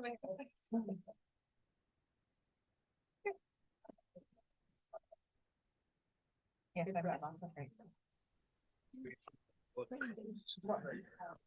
Okay, and we'll get going in 30 seconds. Yeah. definitely. Yeah, be great. Not the entire river. There's already all these pockets of pressure. No, I'm sorry. That's something you don't find in every community that. As unstable as it ever has been. Yeah, exactly. Hard to assemble. Are we still up recording? Yeah. Yeah. Okay. Okay, so as people get back to the table, we have a comment from Dr. Grieve. You have to ask yourself if conservation zones are better left to senior government. I'm sure you meant different orders of government, while local government with limited fund needs to show benefits for local residents. And that is a good question. I think since we last met, we saw massive investment from the province. I think $1 billion towards basically towards reaching our biodiversity targets. So that partnership is really important. I'm sure as we build a strategic plan, we will be scanning what the intent of the different orders of government are and how we can build that into our plan. But with that, we'll go back to Lenark for discussion on evaluation criteria while you eat. Thanks. Well, Thank you. And thanks everyone for continuing to work. It's not going to get easier. It's probably going to get harder. But this is one of those activities that I think is it lets us to get a little bit deeper into some of the details, and ultimately it'll support and inform some of the other conversations that we've been having. So in terms of evaluation criteria, it's pretty complex, but really the idea of acquiring land for regional parks and trails is going to be very complex. Thanks, Kate. This is a kind of a tool. The idea is that it's a tool that's going to allow the CVRD to consistently assess and make decisions about which opportunities to pursue. Because I think, as one of the directors mentioned, we could have a lot of opportunities. And so how do we find focus and really pay attention to what matters most? So we're at that start of the process. We're identifying evaluation criteria. And the draft that we're sharing today is from, we've looked at the existing CVRD plans. There's the backgrounder work that's been done. There's other regional park services that have grappled with these types of things. We've gotten engagement input from interest groups and staff. And so part of our process is to continue to refine and do some testing and ultimately potentially assign some weightings to selected evaluation criteria. So this is one of our more interactive activities. And what we'd like to do is get some questions and comments on our working list of evaluation criteria, as well as if there's anything that might be missing. So the first activity that we're going to do while you're all sitting there is a facilitated discussion on the criteria. Now, as I mentioned, there's a whole bunch of stuff to consider when we're deciding how to evaluate regional parks and trails. So we've got 22 potential evaluation criteria that we're looking to. Since we know that we already have limited time today, we're not going to have time to discuss each and every one of them. So we thought we'd do an activity with you guys to help us focus on the ones that you think you really need to talk about today. So what's going to happen is I am going to very briefly introduce each draft category and the draft criteria in it. Once I've gone through one set of criteria, I'm going to read off the titles for each one, and we're going to get you guys to do a little voting exercise. You've got some red, yellow, and green cards beside you. And the idea is that if we read a criteria and everyone's like, okay, that looks good, we don't really need to talk more about this today, you'll hold up your green card. If you hold up your yellow card, it might mean I've got some questions or comments. I'm probably going to write them down on a sticky note, but if there's time, we'll get around to talking about them. And red means this is the most important, one of the most important criteria that I want to discuss today. So the red ones are for the ones that you're like, this, we really want to talk about this. I have a comment to share. So the one thing I'll ask you to bear in mind is that the red, yellow, and green cards, they're not here to indicate how important you think something is.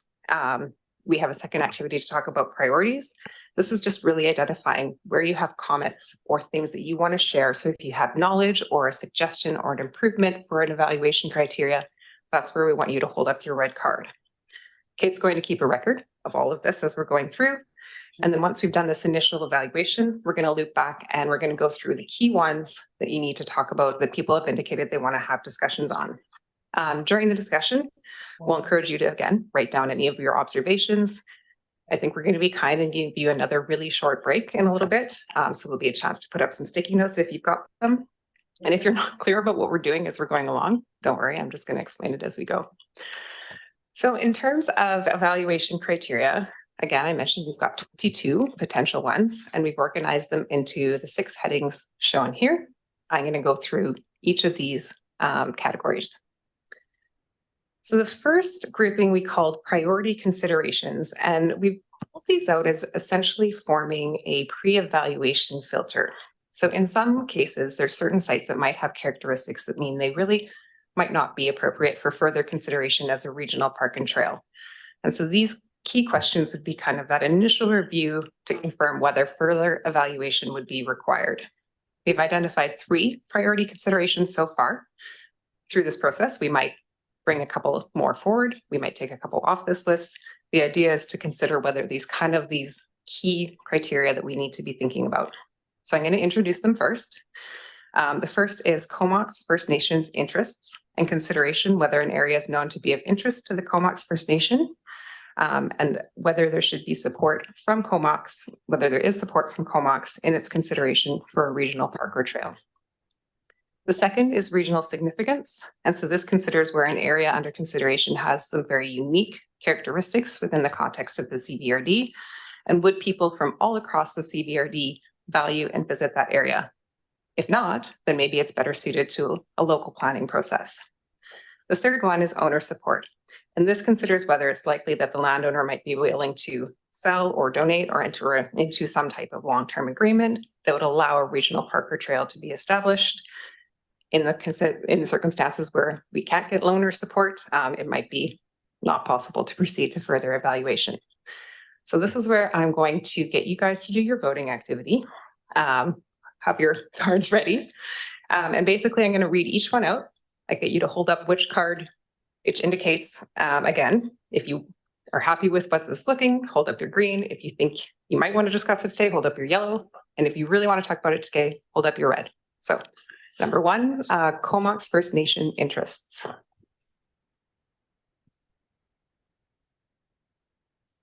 And Sheridan, you get the vote. Did you get the instructions good enough? We're in the evaluation mode and yeah. So all we're doing today, is just getting you guys to indicate which ones you want to talk about.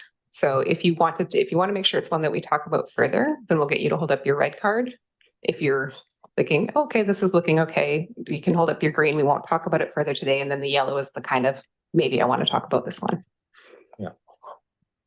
So voted, proceeded on the first one, Comox First Nation. Let's do it again.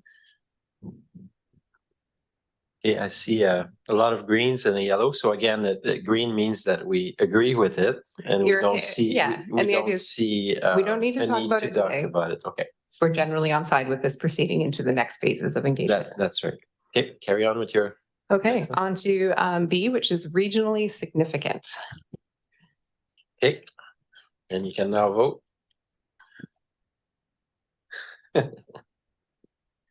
Okay, we got somebody now who's you're just voting for being 2. tricky. Cumberland is voting on 2. I'll let Kate interpret how to manage that one. We have a light on. Yeah. Dr. Cole Hamilton. I was just focusing on the last vote, noticing Director Mayer was the yellow. I was just wondering, like, would it be possible to hear briefly with each one if someone is holding up other than green, just to hear their thinking quickly on that? Our hope. Sure. As long as I won't slow things down too much, but I'd be curious to hear why people have. Well, that could be a side chat after. But Dr. Mayer, did you want to comment on this particular one on yellow? I'll be fast, I promise. I feel like I can't comment on the first one because it's really up to the Comox Nation. So for me, it's just challenging because I don't think I understand exactly the process from here. So maybe actually that's a really good question. Sorry, you're saying we don't have to talk about it today, but it will go to public engagement? It'll continue to be evaluated, like it'll continue to be reviewed during phase through all of the engagement, including any further follow-up with this group or the community or Comox First Nation. So it can continue to be discussed as the process goes on. So, so I do have a concern then, just process-wise for evaluation criteria. Like if we're truly interested in doing this in a shared decision-making kind of way with Comox Nation, we can do some work on evaluation criteria today, but it would have to be with the understanding that it could all be thrown out. Yes. For that conversation. So maybe that's a question, like a process question. Is that the case? Yeah, I guess maybe if I can reframe a bit, the way I look at it is for the evaluation, we're looking at the lenses, if you will, that we would use for pre-evaluation. And what we're saying is we want to keep that on the table for now, that Comox First Nation lens. Does that clarify? That is really helpful. So if we're just talking about lenses, then I probably am okay to switch to green. But acknowledging like it really is like how we define each of these, that is the crux move. Great. So thank you for that. Okay, and one more vote on that first slide. Yes, owner Dr. support. Moore. It's just a quick clarification. The way I'm understanding it is if we agree with that being criteria, Mhm. we're not determining what that looks like. Mhm. Yeah. Mhm. Yeah, That's we're right. just agreeing that that should be part of the criteria. No, it's Right? topic. Okay. topic. Yeah, well said. Great. One more. Oh, Sharon. Just a tiny comment here about Comox First Nation rights and interests. Thanks. Okay, great. Thank you. Very good. Okay, I think we're on to number C, owner support.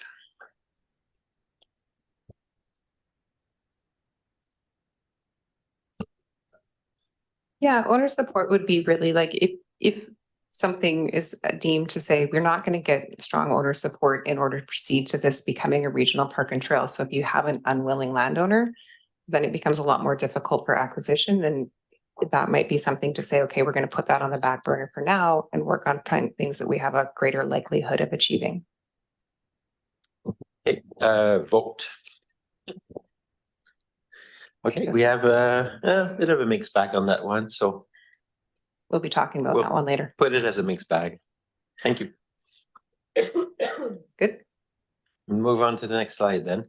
Okay, so thanks everyone for bearing with us. I know this is a tricky activity, so these are good things to get through. So the rest of the evaluation criteria, they're more organized into 5 categories, and they'd be more considered if you pass through the priority considerations. Then these are the types of things that we might be looking to putting a weighting to and things like that when we get into finally defining our evaluation criteria.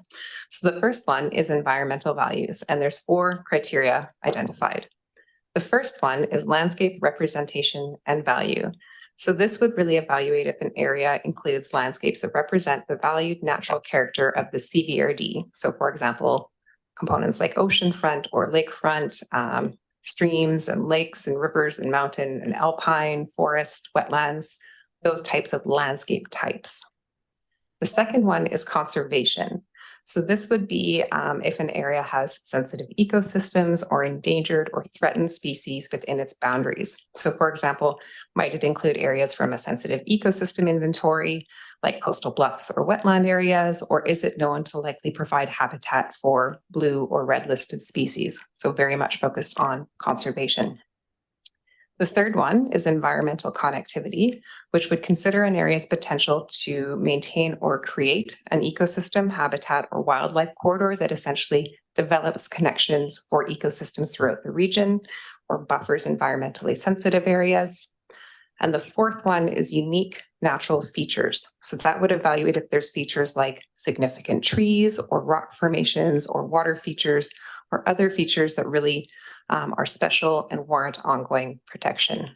So we're going to get you guys to do the voting again, starting with the first one, landscape representation and value. Okay, I see a notion of green. Sheridan, you okay with that? No, okay. Oh, that's okay. No worries. This one I think was broadly supported. We feel like we don't need to talk about Yeah, that one that's too much further today. Conservation.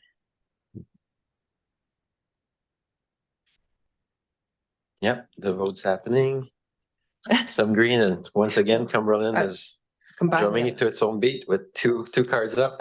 The third one, environmental connectivity.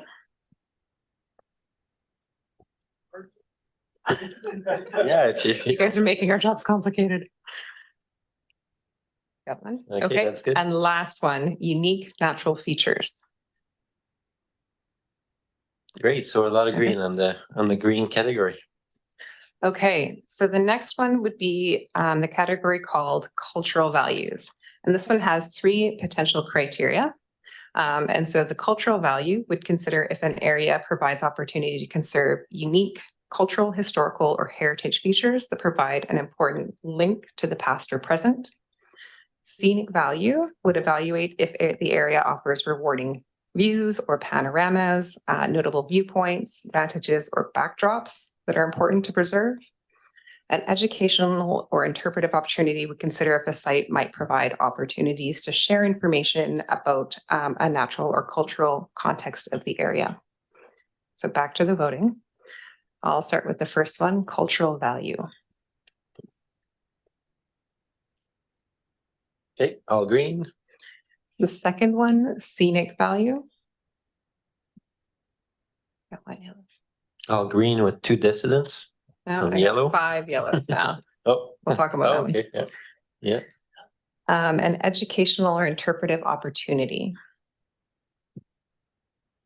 So I've got 1, 2, Yeah. 3, Oh, once again, 5. yellow. Ah, Lot of yellow on these 2. okay, the next one is recreational values, and we've got 4 potential criteria. So the first one is recreational features. So that would consider if an area might be suitable for nature-based recreation that aligns with natural area protection objectives. And this criterion would also consider if there are unique recreation features like a swimming spot or maybe a rock climbing area that are important to protect for ongoing use and enjoyment. Community connectivity would evaluate how well an area could help contribute to links between the core communities or key destinations within the CVRD. Multiple user benefits could evaluate if the area might serve a wide range of recreation interests. So can it provide different experiences and opportunities for CVRD residents of all ages and abilities and interests to enjoy nature-based opportunities? And the last one is access, which would consider if an area is accessible to the surrounding population. So that means, is it somewhere that people who are living in the CVRD can relatively easily reach and enjoy? So circling back, we'll start with recreational features.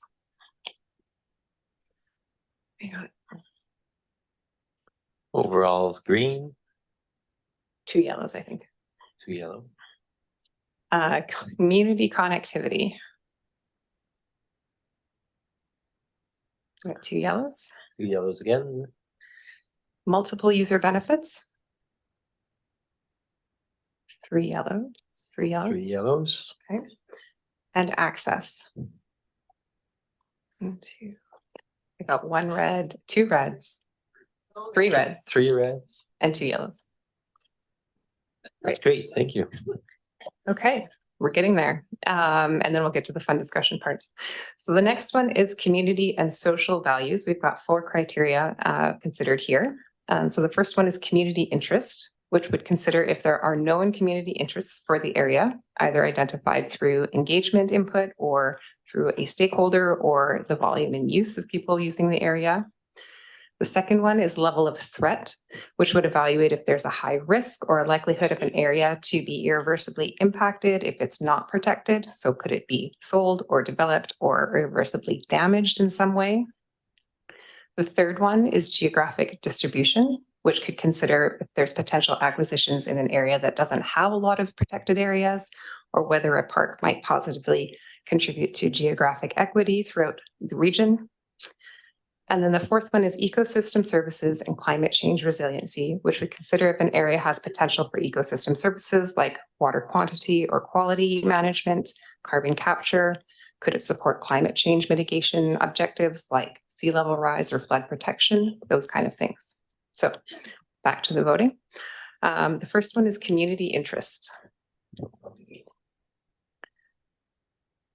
We have a yellow red this time. Cumberland's switching it up. And otherwise, yeah, so Okay, quite a bit of green. the next one is level of threat. One One yellow on that yellow. one, and the rest is green. Geographic distribution.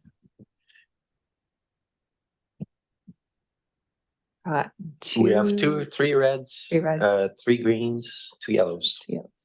Okay. And ecosystem services and climate change resilience. We have See mostly we greens. have hesitance in area B. He lost his color. You can Yes, tell us what we'll color you count want. one yellow. There you go. All right. Okay, So otherwise green. Next evaluation Last one. criteria. Yep. so this one's feasibility management and partnerships with 4 considerations. And so the first one is appropriate size, which would evaluate if a parkland area is large enough to be a regional park destination, or potentially if it expands on an existing area of publicly protected area. We don't have a specific size listed, so this is something that would get explored further. The second one is future focused, which would really look at how the acquisition could help build the existing park system by adding new experiences into the network. Partnerships and community stewardship would evaluate if there's known or potential interest from community partners or volunteers or stewardship organizations that could help support acquisition and management. And the last one is affordability, which would consider whether their identified costs to acquire and manage the lands are reasonable, and if there's some potential for cost sharing. So last set of votes, we'll start with appropriate size. Couple reds, 3 yellows, 3 greens. Thank you. Future focused.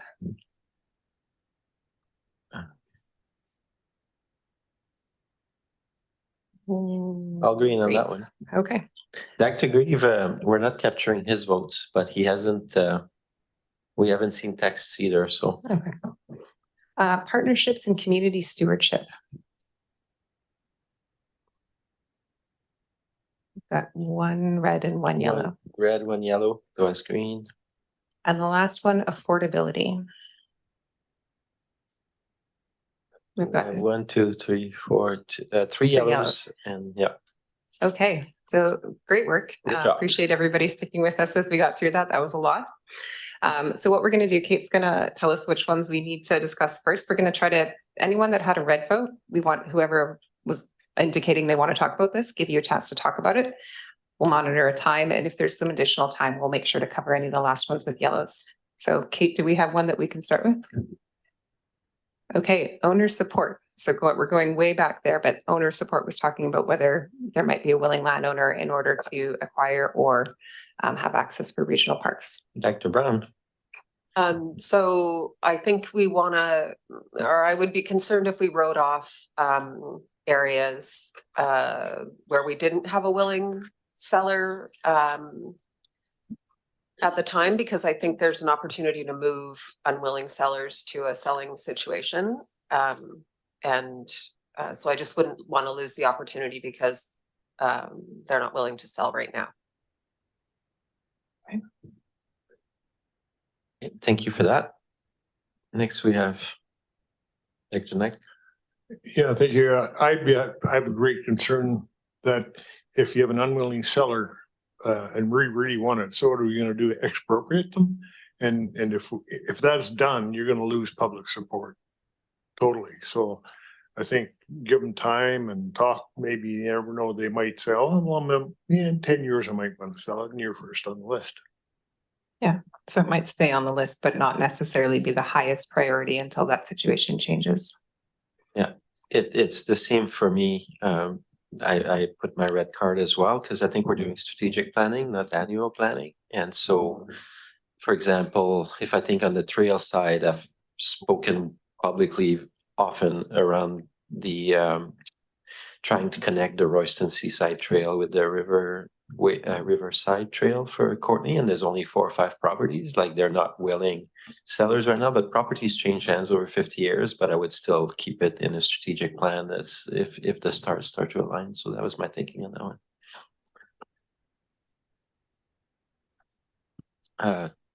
Dr. McCall? Yeah, I guess for this one, if the priority is around implementation and resourcing, I think owner support is super important, because yeah, it's just amazingly inefficient to try and buy land from someone that's not willing to sell it. But yeah, if we're talking about bigger picture and long-term planning, then that's not really something that we need to consider. So I guess it depends on what stage in the process that we're talking about, whether or not that's key or whether we can just completely disregard it. Because when it comes to land acquisition, it is all about the opportunity of the day, which is why, you know, we started this conversation in the first place. That opportunity is gone for now. And so we're not talking about that right now. So, yeah. Thanks for that. Sheridan? It's less to do with whether or not I agree or not. It's more to do with it sounds as though there's some pretty advanced thinking around some of these land parcels that may be on or off the table. And I'd really like to put in a plug that that information be shared with Comox sooner rather than later. Thanks so much. Thank you. That's great. Also on expropriation, First Nations have a long history of being expropriated by national parks, provincial parks, etc., than any other form of government. So yeah, interesting. Yeah, and so perhaps for our next meeting, I don't know if staff wants that in the motion later, but for us to have a little bit more focus on that thematic around how to best address Comox First Nations interest in regards to what land acquisition and early warnings or early collaborative or whatever it looks like, that could be a good topic. Is that something you want to motion on, or that's something we could? I think we've certainly in the discussion with Comox certainly understand the interest in that early conversation, early discussion around any kind of consideration for acquisition. So we've heard that, and I think that's been reflected in some of the material here, but it'll be more reflected as we go forward. And we were purposefully not naming particular lands or properties today, because in part this is about the early stages of a strategy. And a land acquisition strategy would be something that would come following this initial work, where we have specific interests, which we don't have a lot of specific interest in. We haven't advanced a lot of discussion in terms of specific properties, but where we have, we can certainly talk to Comox about that and have that discussion. Yeah, That's great. And we did change Comox First Nation rights and interest in this session. Thanks to your comments. Okay, thank you. Moving on. What do we have next? I think the next one that got quite a few red votes was access, talking about people having access into regional parks and having them located in a way that humans could potentially access them. So we had some red comments on that one. Yeah, I don't see lights, but I put my red flag on that one. And I was just thinking about, I don't know, some rare ecosystems, mountaintops that depending on the criteria around, especially biodiversity and conservation value, where it may matter less whether, in fact, you spoke about how some areas we may not want people in them, so access would not be as critical. If I can add though, I think that is important discussion for this group and for others, is that, and this is something that I think we're not going to answer today. We don't want to, but we just want to put in people's heads of, would the acquisition strategy target sites that might have no access? Mm-hmm. They might target sites that have areas of no access, but are some potential regional parks having no access at all. We don't have the answer to that question. That's something we want to talk about the community as well with. But it's something that I think is important for all of us to be thinking about. Thanks. And a few lights went on, so let's explore more. Dr. McCall.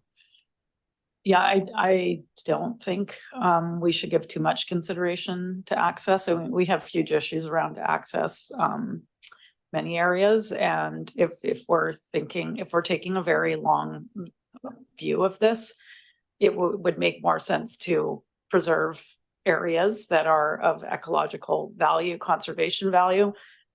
Maybe access is something that changes over time, but when it comes to conservation, there's generally an opportunity, and then if you miss the opportunity, that's that. So I also know of in the Capital Regional District, their park service almost passed up an acquisition opportunity because of parking access. And I would hate for us to prioritize an area for cars to park over, you know, our other goals. So that's a bit of a flag for me. Yeah, that's my thoughts. Great, thank you. Dr. Mayer? Yeah, I'd just echo what Director McCollum has shared. I'm not sure. It also brings up, there's just so many challenges with the evaluation criteria anyway. Like I wouldn't want something to be taken off the table because it didn't meet that particular criteria for recreation values. But if we're using evaluation criteria, it depends on how we're using it in our decision-making process. So maybe that's all I need to say about that. Thank you. And I'll correct my statement. I think when I saw access, I'd forgotten it was under recreational value. So I might, I really emphasize environmental, but I was on the wrong category. So Dr. Morin? Yeah, and I think, I mean, it's hard to look at the criteria in isolation of, you know, looking at one topic at a time, because I think if we're giving priority to a certain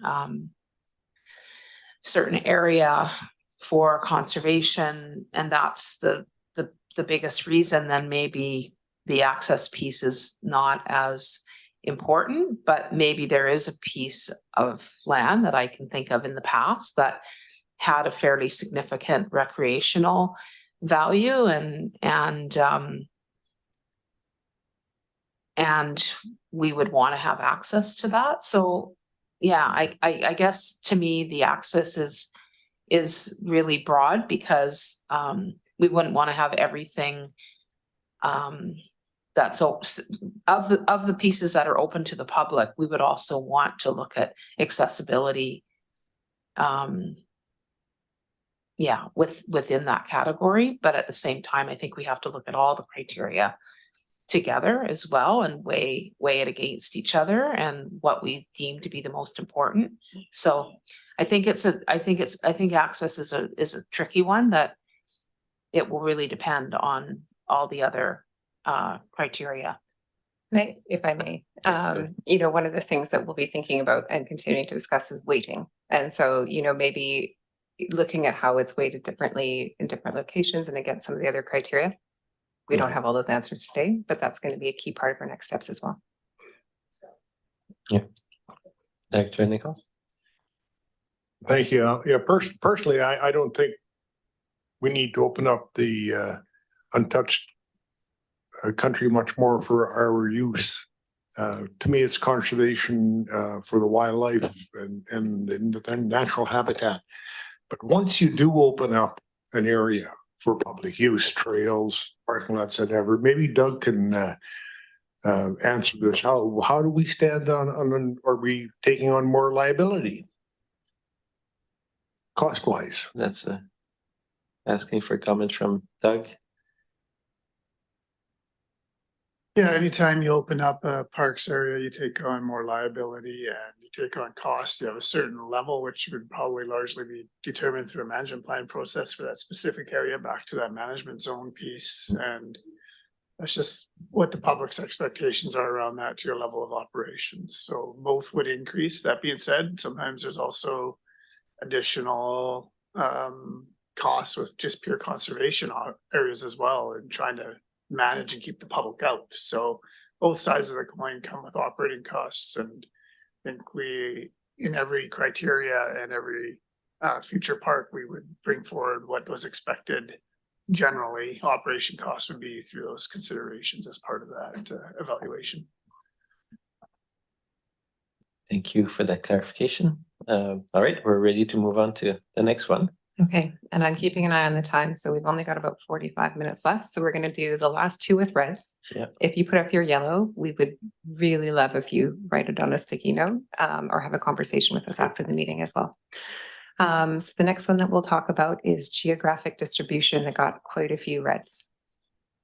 Okay, whoever put red up for geographic distribution. Going once, going Dr. Grant. Yeah, I'm not really sure what geographic distribution has to do with really any of this, right? I mean, if we're, you know, there may be two great parks way out in the middle of nowhere that we want. Does it matter that they're close to one another? I mean, I just didn't see where this fit into any, you know, if you start trying to handpick, well, we'll do one near Comox and then we'll do one out in Fanny Bay. You could be 300 years before you buy a park that way. So I'm not sure what the point of that one was. Okay, thanks. And there's Dr. Mayer. Yeah, it was similar for me. I was trying to imagine using it as a criteria and I didn't see it as practical. Thank you. And Dr. McCollum. Yeah, similar thinking on this. I think that if there's areas that are lacking in parks, that's actually getting down to what we talked about on the first slide, which is a local park. Everywhere in our region has an ability to acquire land in small parts. So I just think for the exercise and what we're actually trying to do here, that the distribution isn't a huge priority for me. Okay, that was very clear on the feedback. So that was our three reds. Okay, and then we're gonna do the last one, which was appropriate size. We had some comments on that. Who put up red for that one? Dr. Mayer. Yeah, actually, it was something you said about cultural significance. It could be something very small, but something very important. So again, just putting that practical lens on whether or not that was even something that we would want to be weighted or considered. And I don't think it is. Great comment. And I would say, I think Sheridan enhanced my comment when she talked about buffering around those sites as well and things like that. So that was good insight. Sorry, Dr. Grant.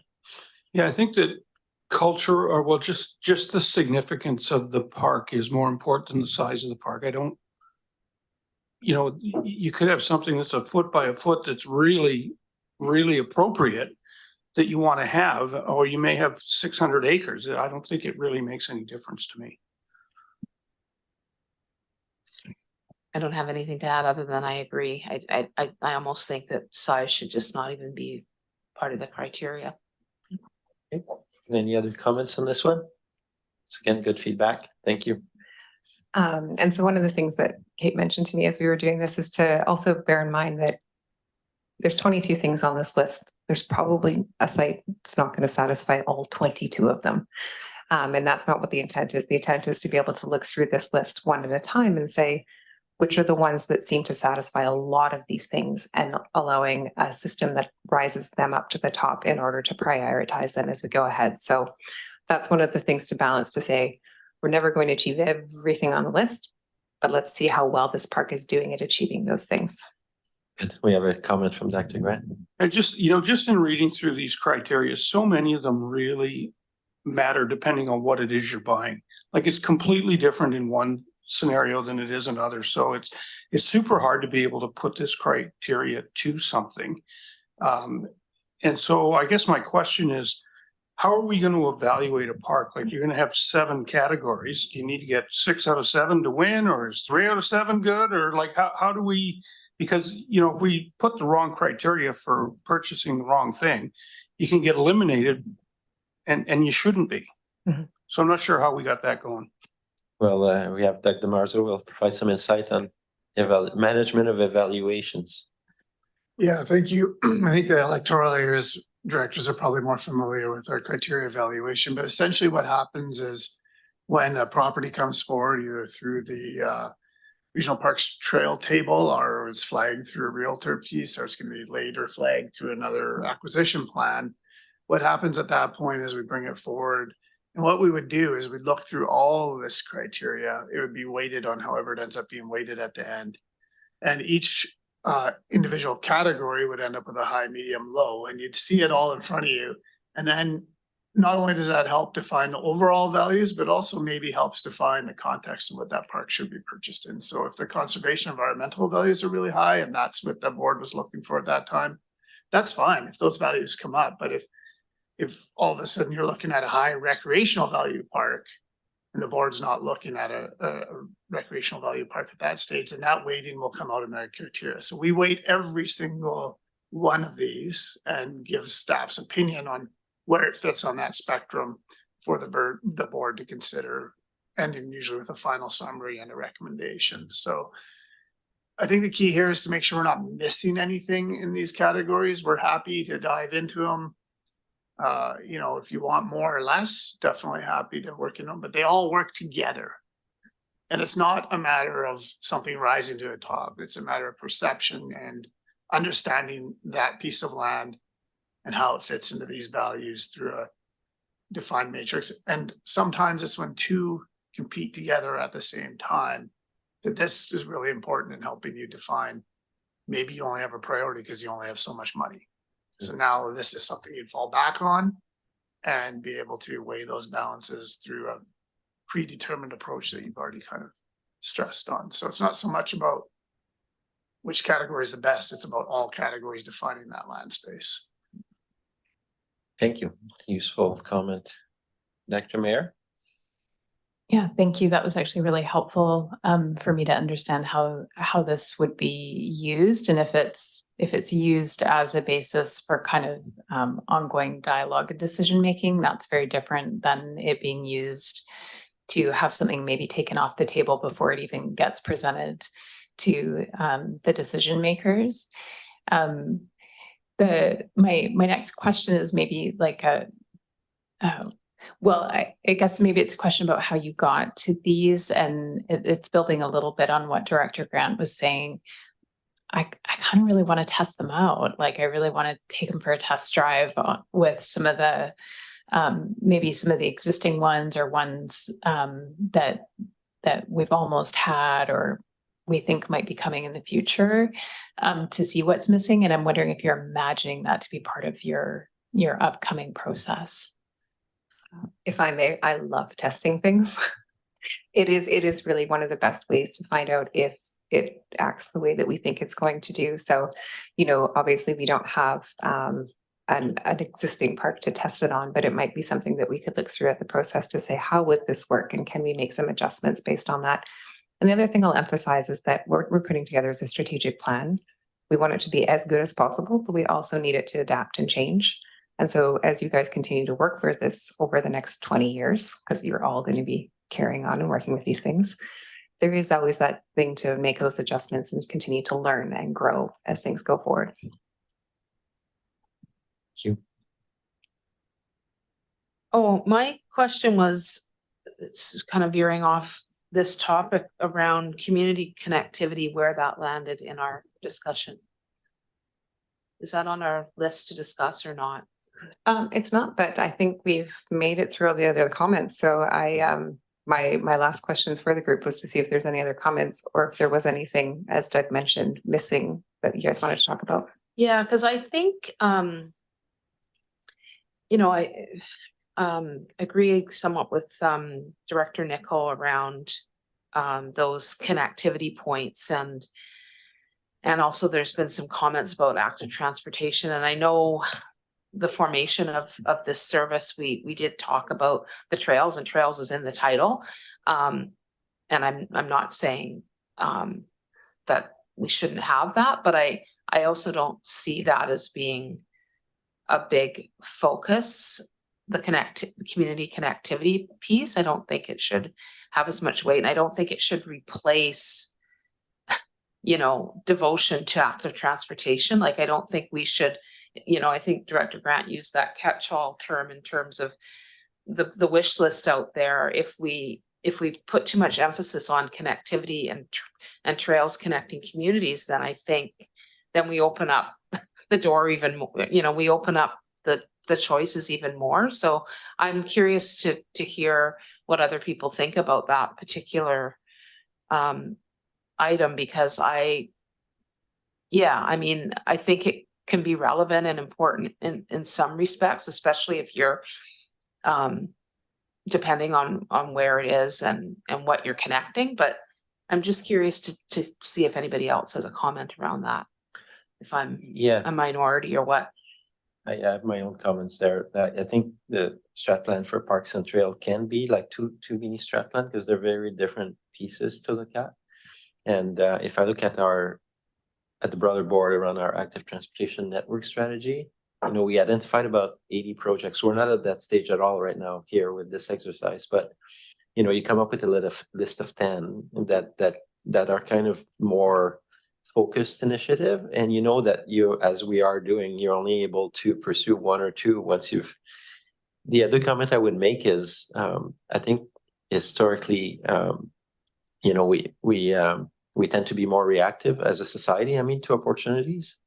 And so how proactive are we going to be in saying, you know, this is the kind of area and the kind of project we would like to support and pursue it, as opposed to say, oh, somebody wants to donate a bunch of lands at us, let's run it through the matrix to make sure it works and then buy it or receive it. So, but definitely on the trails, I think it's, I would look at it a little bit differently than parks in the thought process.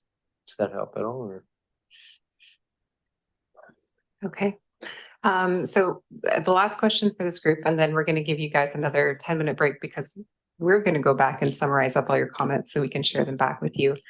But is there anything that you guys noticed is missing? I know it's hard when you don't see it on the list, and this is not your last chance to identify that.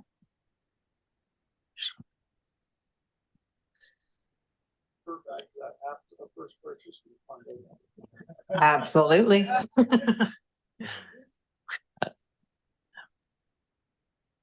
Okay, I'm gonna give you guys a few more minutes to think about it. We're gonna I actually think I had one more slide for you. So the last fun little present we left for you on the table was some dots, some green dots and some yellow dots. And the idea with this is, as I mentioned, the evaluation criteria, there's going to be the things that are really important, and then there's going to be things that might be evaluated as nice to have. As we move forward in the process, that might contribute to weighting. So some of the things that are really essential get weighted higher. Some of the things that would be like, wouldn't it be nice to have this, but it's not an essential thing, might be weighted a little bit lower. So just as a first blush at trying to begin setting priorities, and that's something we're working through all through phase 2, is during your break, if you want to come up to the poster, bring your green and yellow dots and just help us see visually which ones you would say these are the most higher priority evaluation criteria, and these are the ones that I might consider the lower priority evaluation criteria. That would be really helpful. And it's also a chance, if you have any sticky notes that you've been jotting down, to put them up on that poster or any of the ones that we have at the back. I think, can we have 10 minutes? Is that okay? Yeah, 10 minutes is good. This is what I feel like right now. Yeah, and I would like to ask board members not to steal each other's stickers, not to elbow and bully your way to the board, just somewhat of an orderly process. Kate's putting it over there, so now it's farther. So 10 minutes starts now. We'll reconvene at 3:35. Thank you. I'll leave it up on the screen so you guys know.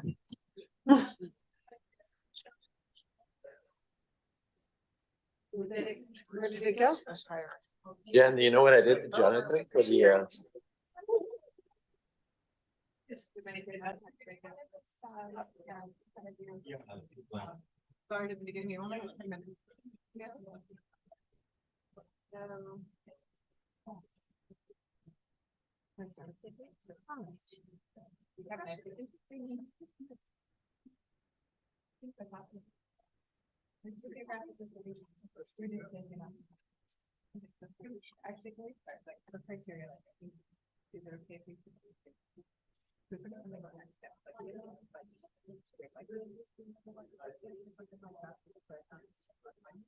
I guess the question is though, in going to public, is where they are.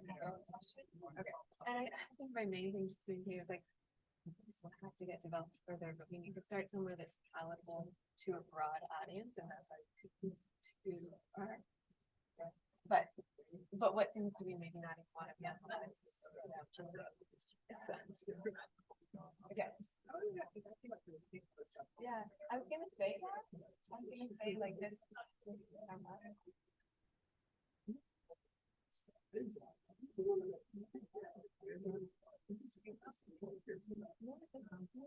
guess the key question would maybe be just to bring to light that it's not that it's not of importance for conservation, but it's whether or not the default can be appropriate to the community.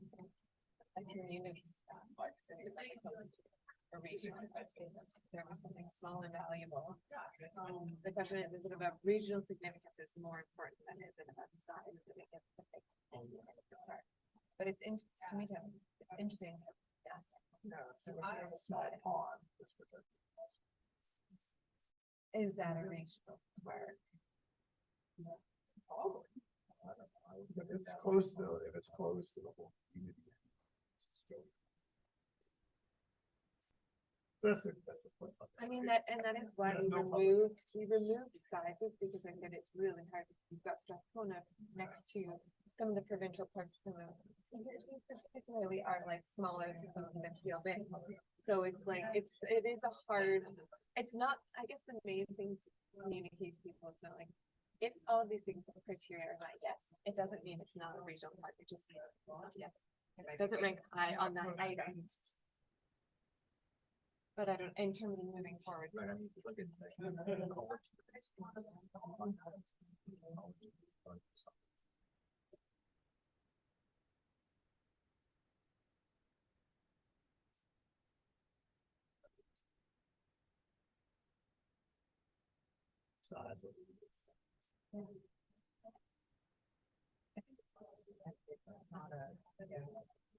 It's not a great one, so yeah. Eventually, it's really important. That's going to come up to the bottom.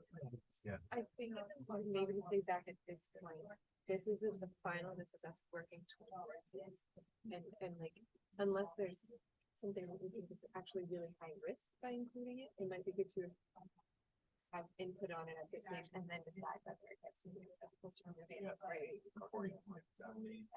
I was kind of very curious, right? Because the geographic distribution has come up a lot. If we're clear, and so maybe if they like the two purview, maybe size or access or consider further or further. Yeah. And maybe those are just like a consider further.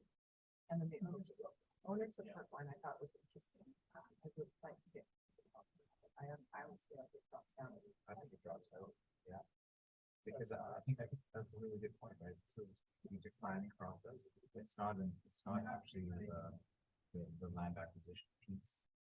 So dream big. We previously had over support in a category, but it wasn't in priority consideration. Yeah. So do we still keep it in the category? It's not nowhere to be seen in the valuation. It was in category 4 or 5 previously. I think it was in 5. Feasibility, whatever. It was in. Those are just two priority criteria. So there's two kind of gatekeeper pieces then.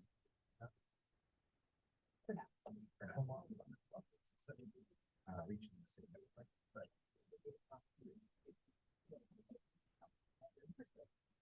and that's should be your local part.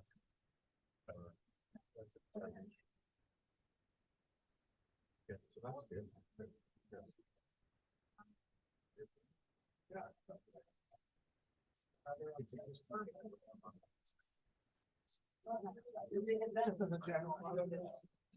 I'm not sure it was very much interest we need to be safe. Right.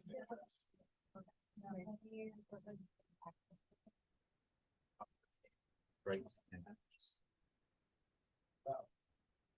Station. Another piece. Yeah. Collaborate with schools. Yeah.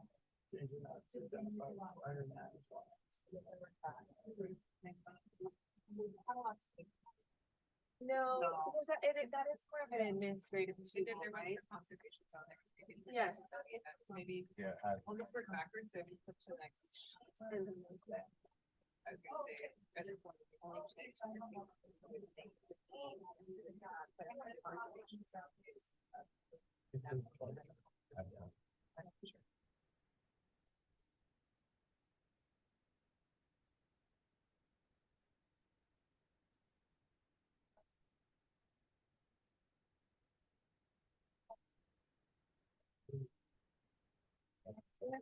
but that's good, I'm aware that it's just for small categories. Yeah, I don't think we need to really talk about. Okay. So we had the one where, we need to change the wording collaboration.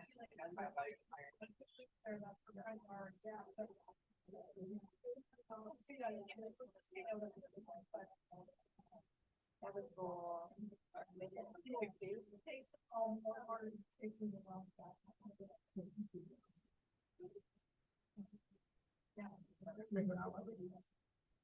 Yes, they thought about removing it as ability. And then the last one was a question mark, I think we should.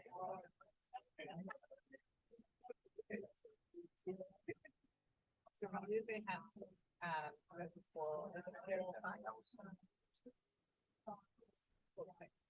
Yeah, it's identified.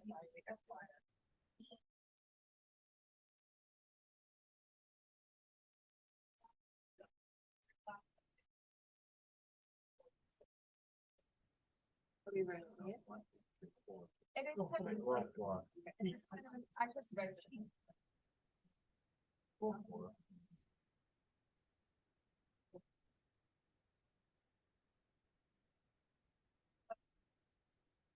It's about, that one is more so like something that should be captured. It should be captured, I think will be captured in the vision and elsewhere. General theme about this being too human centered That was a very strong. overall. So there's 7 goals to start. We're now at 6. And then do we shift the language of the goals to not describe what it achieves for people? I think if you just put in like a general, comment.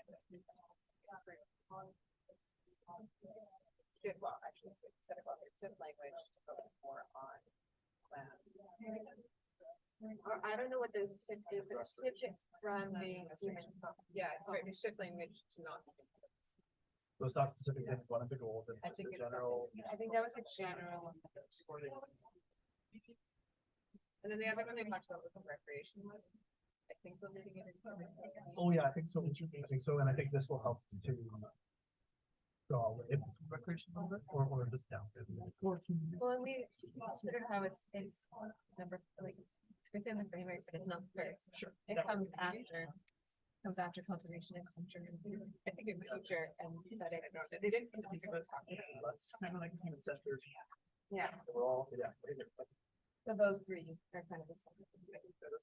And then vision, Well, we should talk about the, whether, I guess. I think we said that we're gonna keep it in. It's just that recognition within the vision, there's also different practices. So I think, honestly, I don't know, like. I think there was lots of work. And I think we just need to do it better, like we have a lot of good ideas. For the vision. We'll rewrite it right now. I think if I was gonna say the action is a shift from being less pragmatic, more visionary, more evocative, and so it's not. We'll leave the definitions. Some of it was both doing that, but it was giving you less of that, like, emotion. So I guess it's just an overall. Will you bring up the slides that speak to these so they can see the 7 goals and then see what we're suggesting to change? We tested out that. And then this like connection, I think there's some connection or connectivity, and there was 3 words. First had a couple.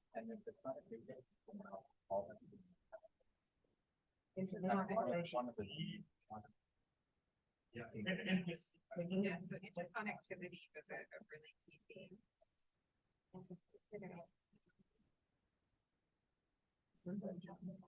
Yeah, with a spectacular gym, you distinct, it's like giving the impression, like it is being that kind of like, this is, yeah.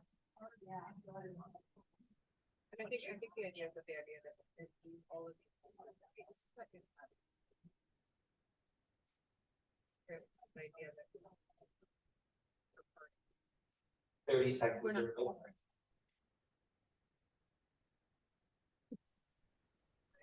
It's just. It's layering on. It's a bit unsettled. Or it's 7. Yeah. 8%. Yeah. Oh, we're not gonna change it. We're just gonna let it be status quo. Yeah. Yeah, But you have- yeah, it should. I think you. And there is no. Yeah. Well, that's one of the problems. The best.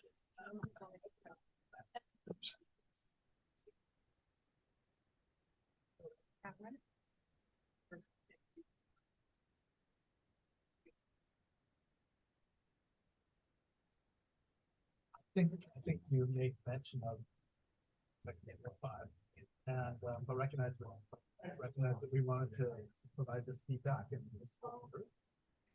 this is what would and the Sorry. Anyway.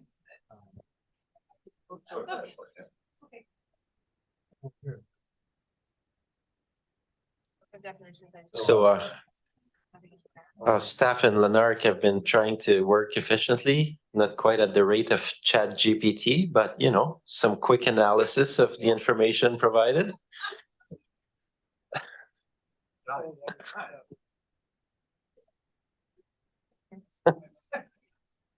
Some early analysis insights and new questions.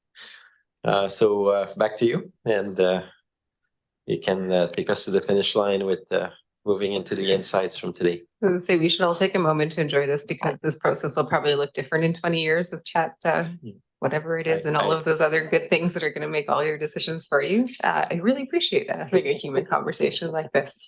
So I'm going to do two things. The last thing I'm going to touch on really briefly is areas of interest. And we're not, I think we explained this all throughout the process. We're not actually talking about specific locations in this conversation today. The areas of interest was really about identifying themes. And the thought there was, we're starting to, you know, if we're looking all around the region and identifying what areas could be of interest for future regional parks and trails, how would we do that? And what's happening is the community is telling us specific locations because that's what they do and that's what they want to share with us. We're taking all of that information in. The strategic plan isn't going to have a map to say, you need to go get these 12 parks. That's not the purpose of it. Its purpose is setting up the framework for decision-making and evaluation going forward. There is a next step that comes after, which is the land acquisition strategy. That's something that would follow from the strategic plan, and that's where things start to get into specific locations and sites. So part of our job will be hearing from the community. They're going to share the places they think are really special. We're going to capture that. But ultimately, as far as areas of interest, we're not going to actually have those. So that was one of those clarifications that I think we're still working on communicating with the community and with everyone through this process. So given that we're short on time, one of the things that we really did want to do was circle back and talk about, try to summarize very quickly what some of the key themes we heard from this group were from, and talk about if there's something that we might have missed.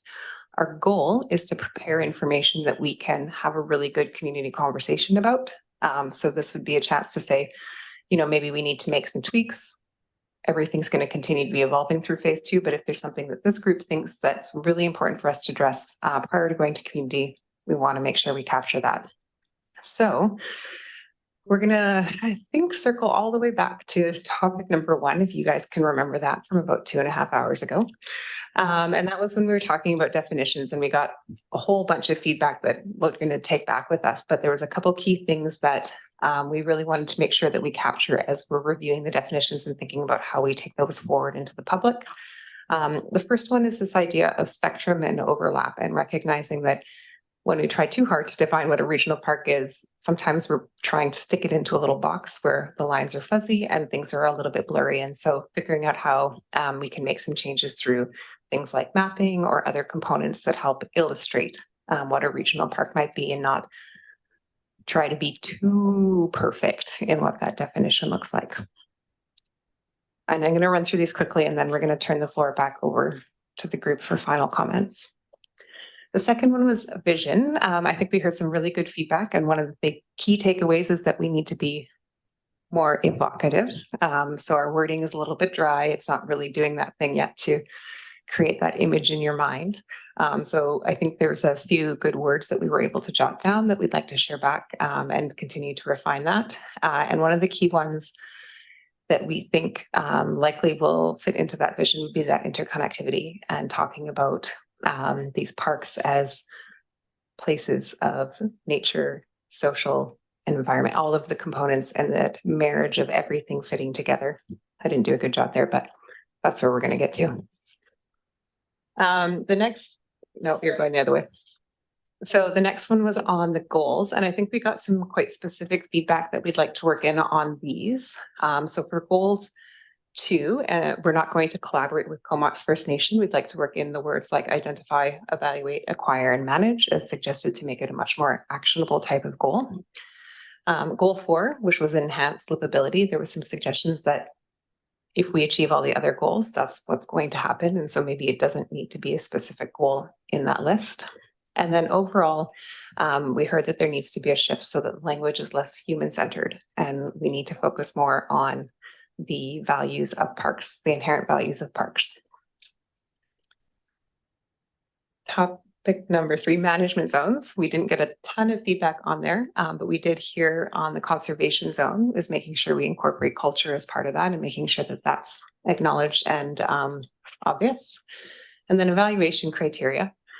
We did get lots of good feedback on here. A couple of the key suggestions that we're going to make is geographic distribution. I think we've heard not only from this group, but also when we met with stakeholders and staff that it might not be the criteria that is as important for the service. So looking at potentially removing that. Kate's in my way, so I can't read the other ones. Size and access. These are 2 that I think we had good discussions on. They may not form part of the evaluation criteria in the future, but we're potentially interested in continuing to explore that through the process and see where they land. And so get a little bit more information on that. Owner support, we heard that that probably, or that might not be a priority consideration. Maybe that's something that is still something considered in evaluation, but maybe it's not a pre-evaluation criteria that we move forward on. And making sure that we're using the language around Comox First Nations rights and interests when we're talking about criteria. And Kate, is there anything else that you noticed on the board over here? Okay, so we got some really useful feedback here. Oh, and I think this is a really good exercise for us. And again, this is more about looking ahead into the future and looking at weighting. And as we proceed through this process, we can start to say, okay, if we keep these criteria, which ones can we move up or down or have a little bit more weighting to make sure that they're factored up front. So I do see pretty good alignment among a lot of the categories.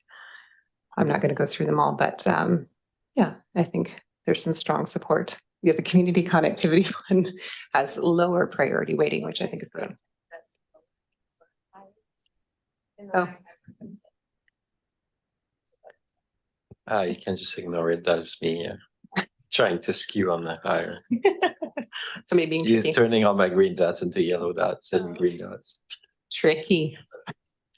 It's kind of like meeting with the public. Sometimes they make things fit. Anyway, okay, so I'm going to stop there. We've got about 15 minutes left of your time, and it's been really useful and a lot of information for us, but I want to make sure if there's something that we missed in our summary that you say, oh, we should really be paying attention to this as we continue to evolve our materials, please point that out. Or if there's something that we didn't present today that you have questions about or any other comments, this would be the time to share them.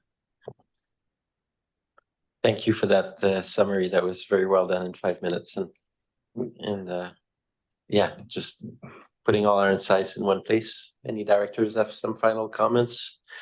Or we could go one by one, if you will,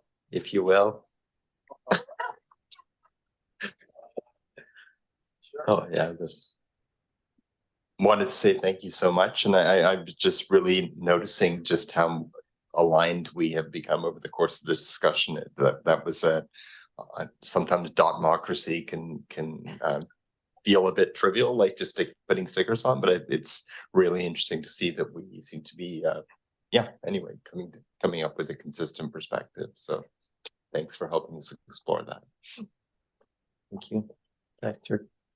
Brown? I'll just say ditto. You just put your mic on for Dr. Yeah, thank you. I never like being at the beginning of the line.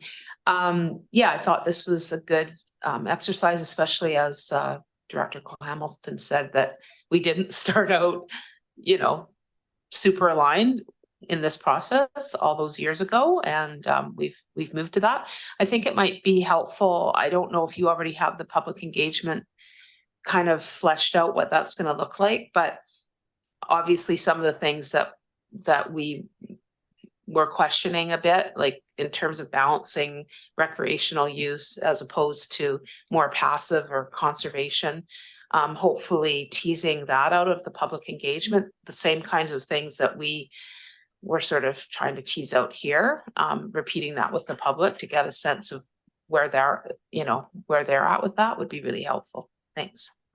That's great. I'll read from Dr. Grief. He said, thanks for this.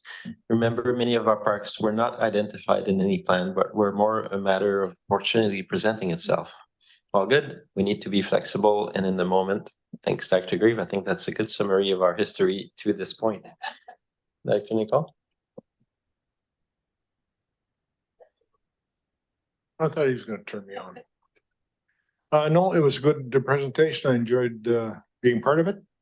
I think we, as counselors and directors or whatever, it's quite a wish list.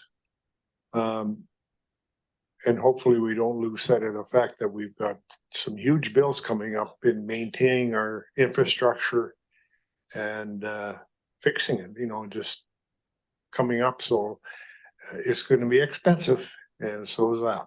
So as long as we all understand it. Thank you. Dr. Grant?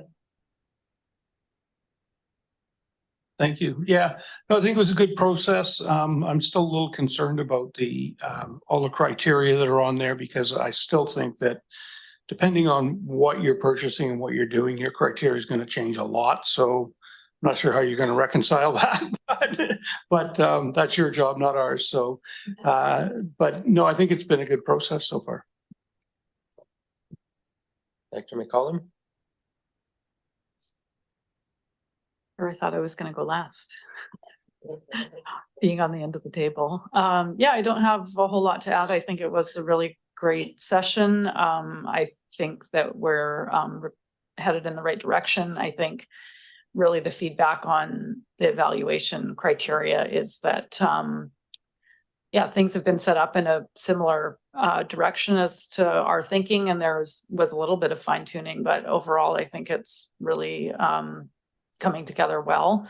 And it was great to see how much consensus there was. I feel like a lot of the commentary really kind of helped us hone in on our thinking rather than like trying to work it out. It felt very collaborative. So yeah, I'm happy with how things have finished up today. Dr. Mayer?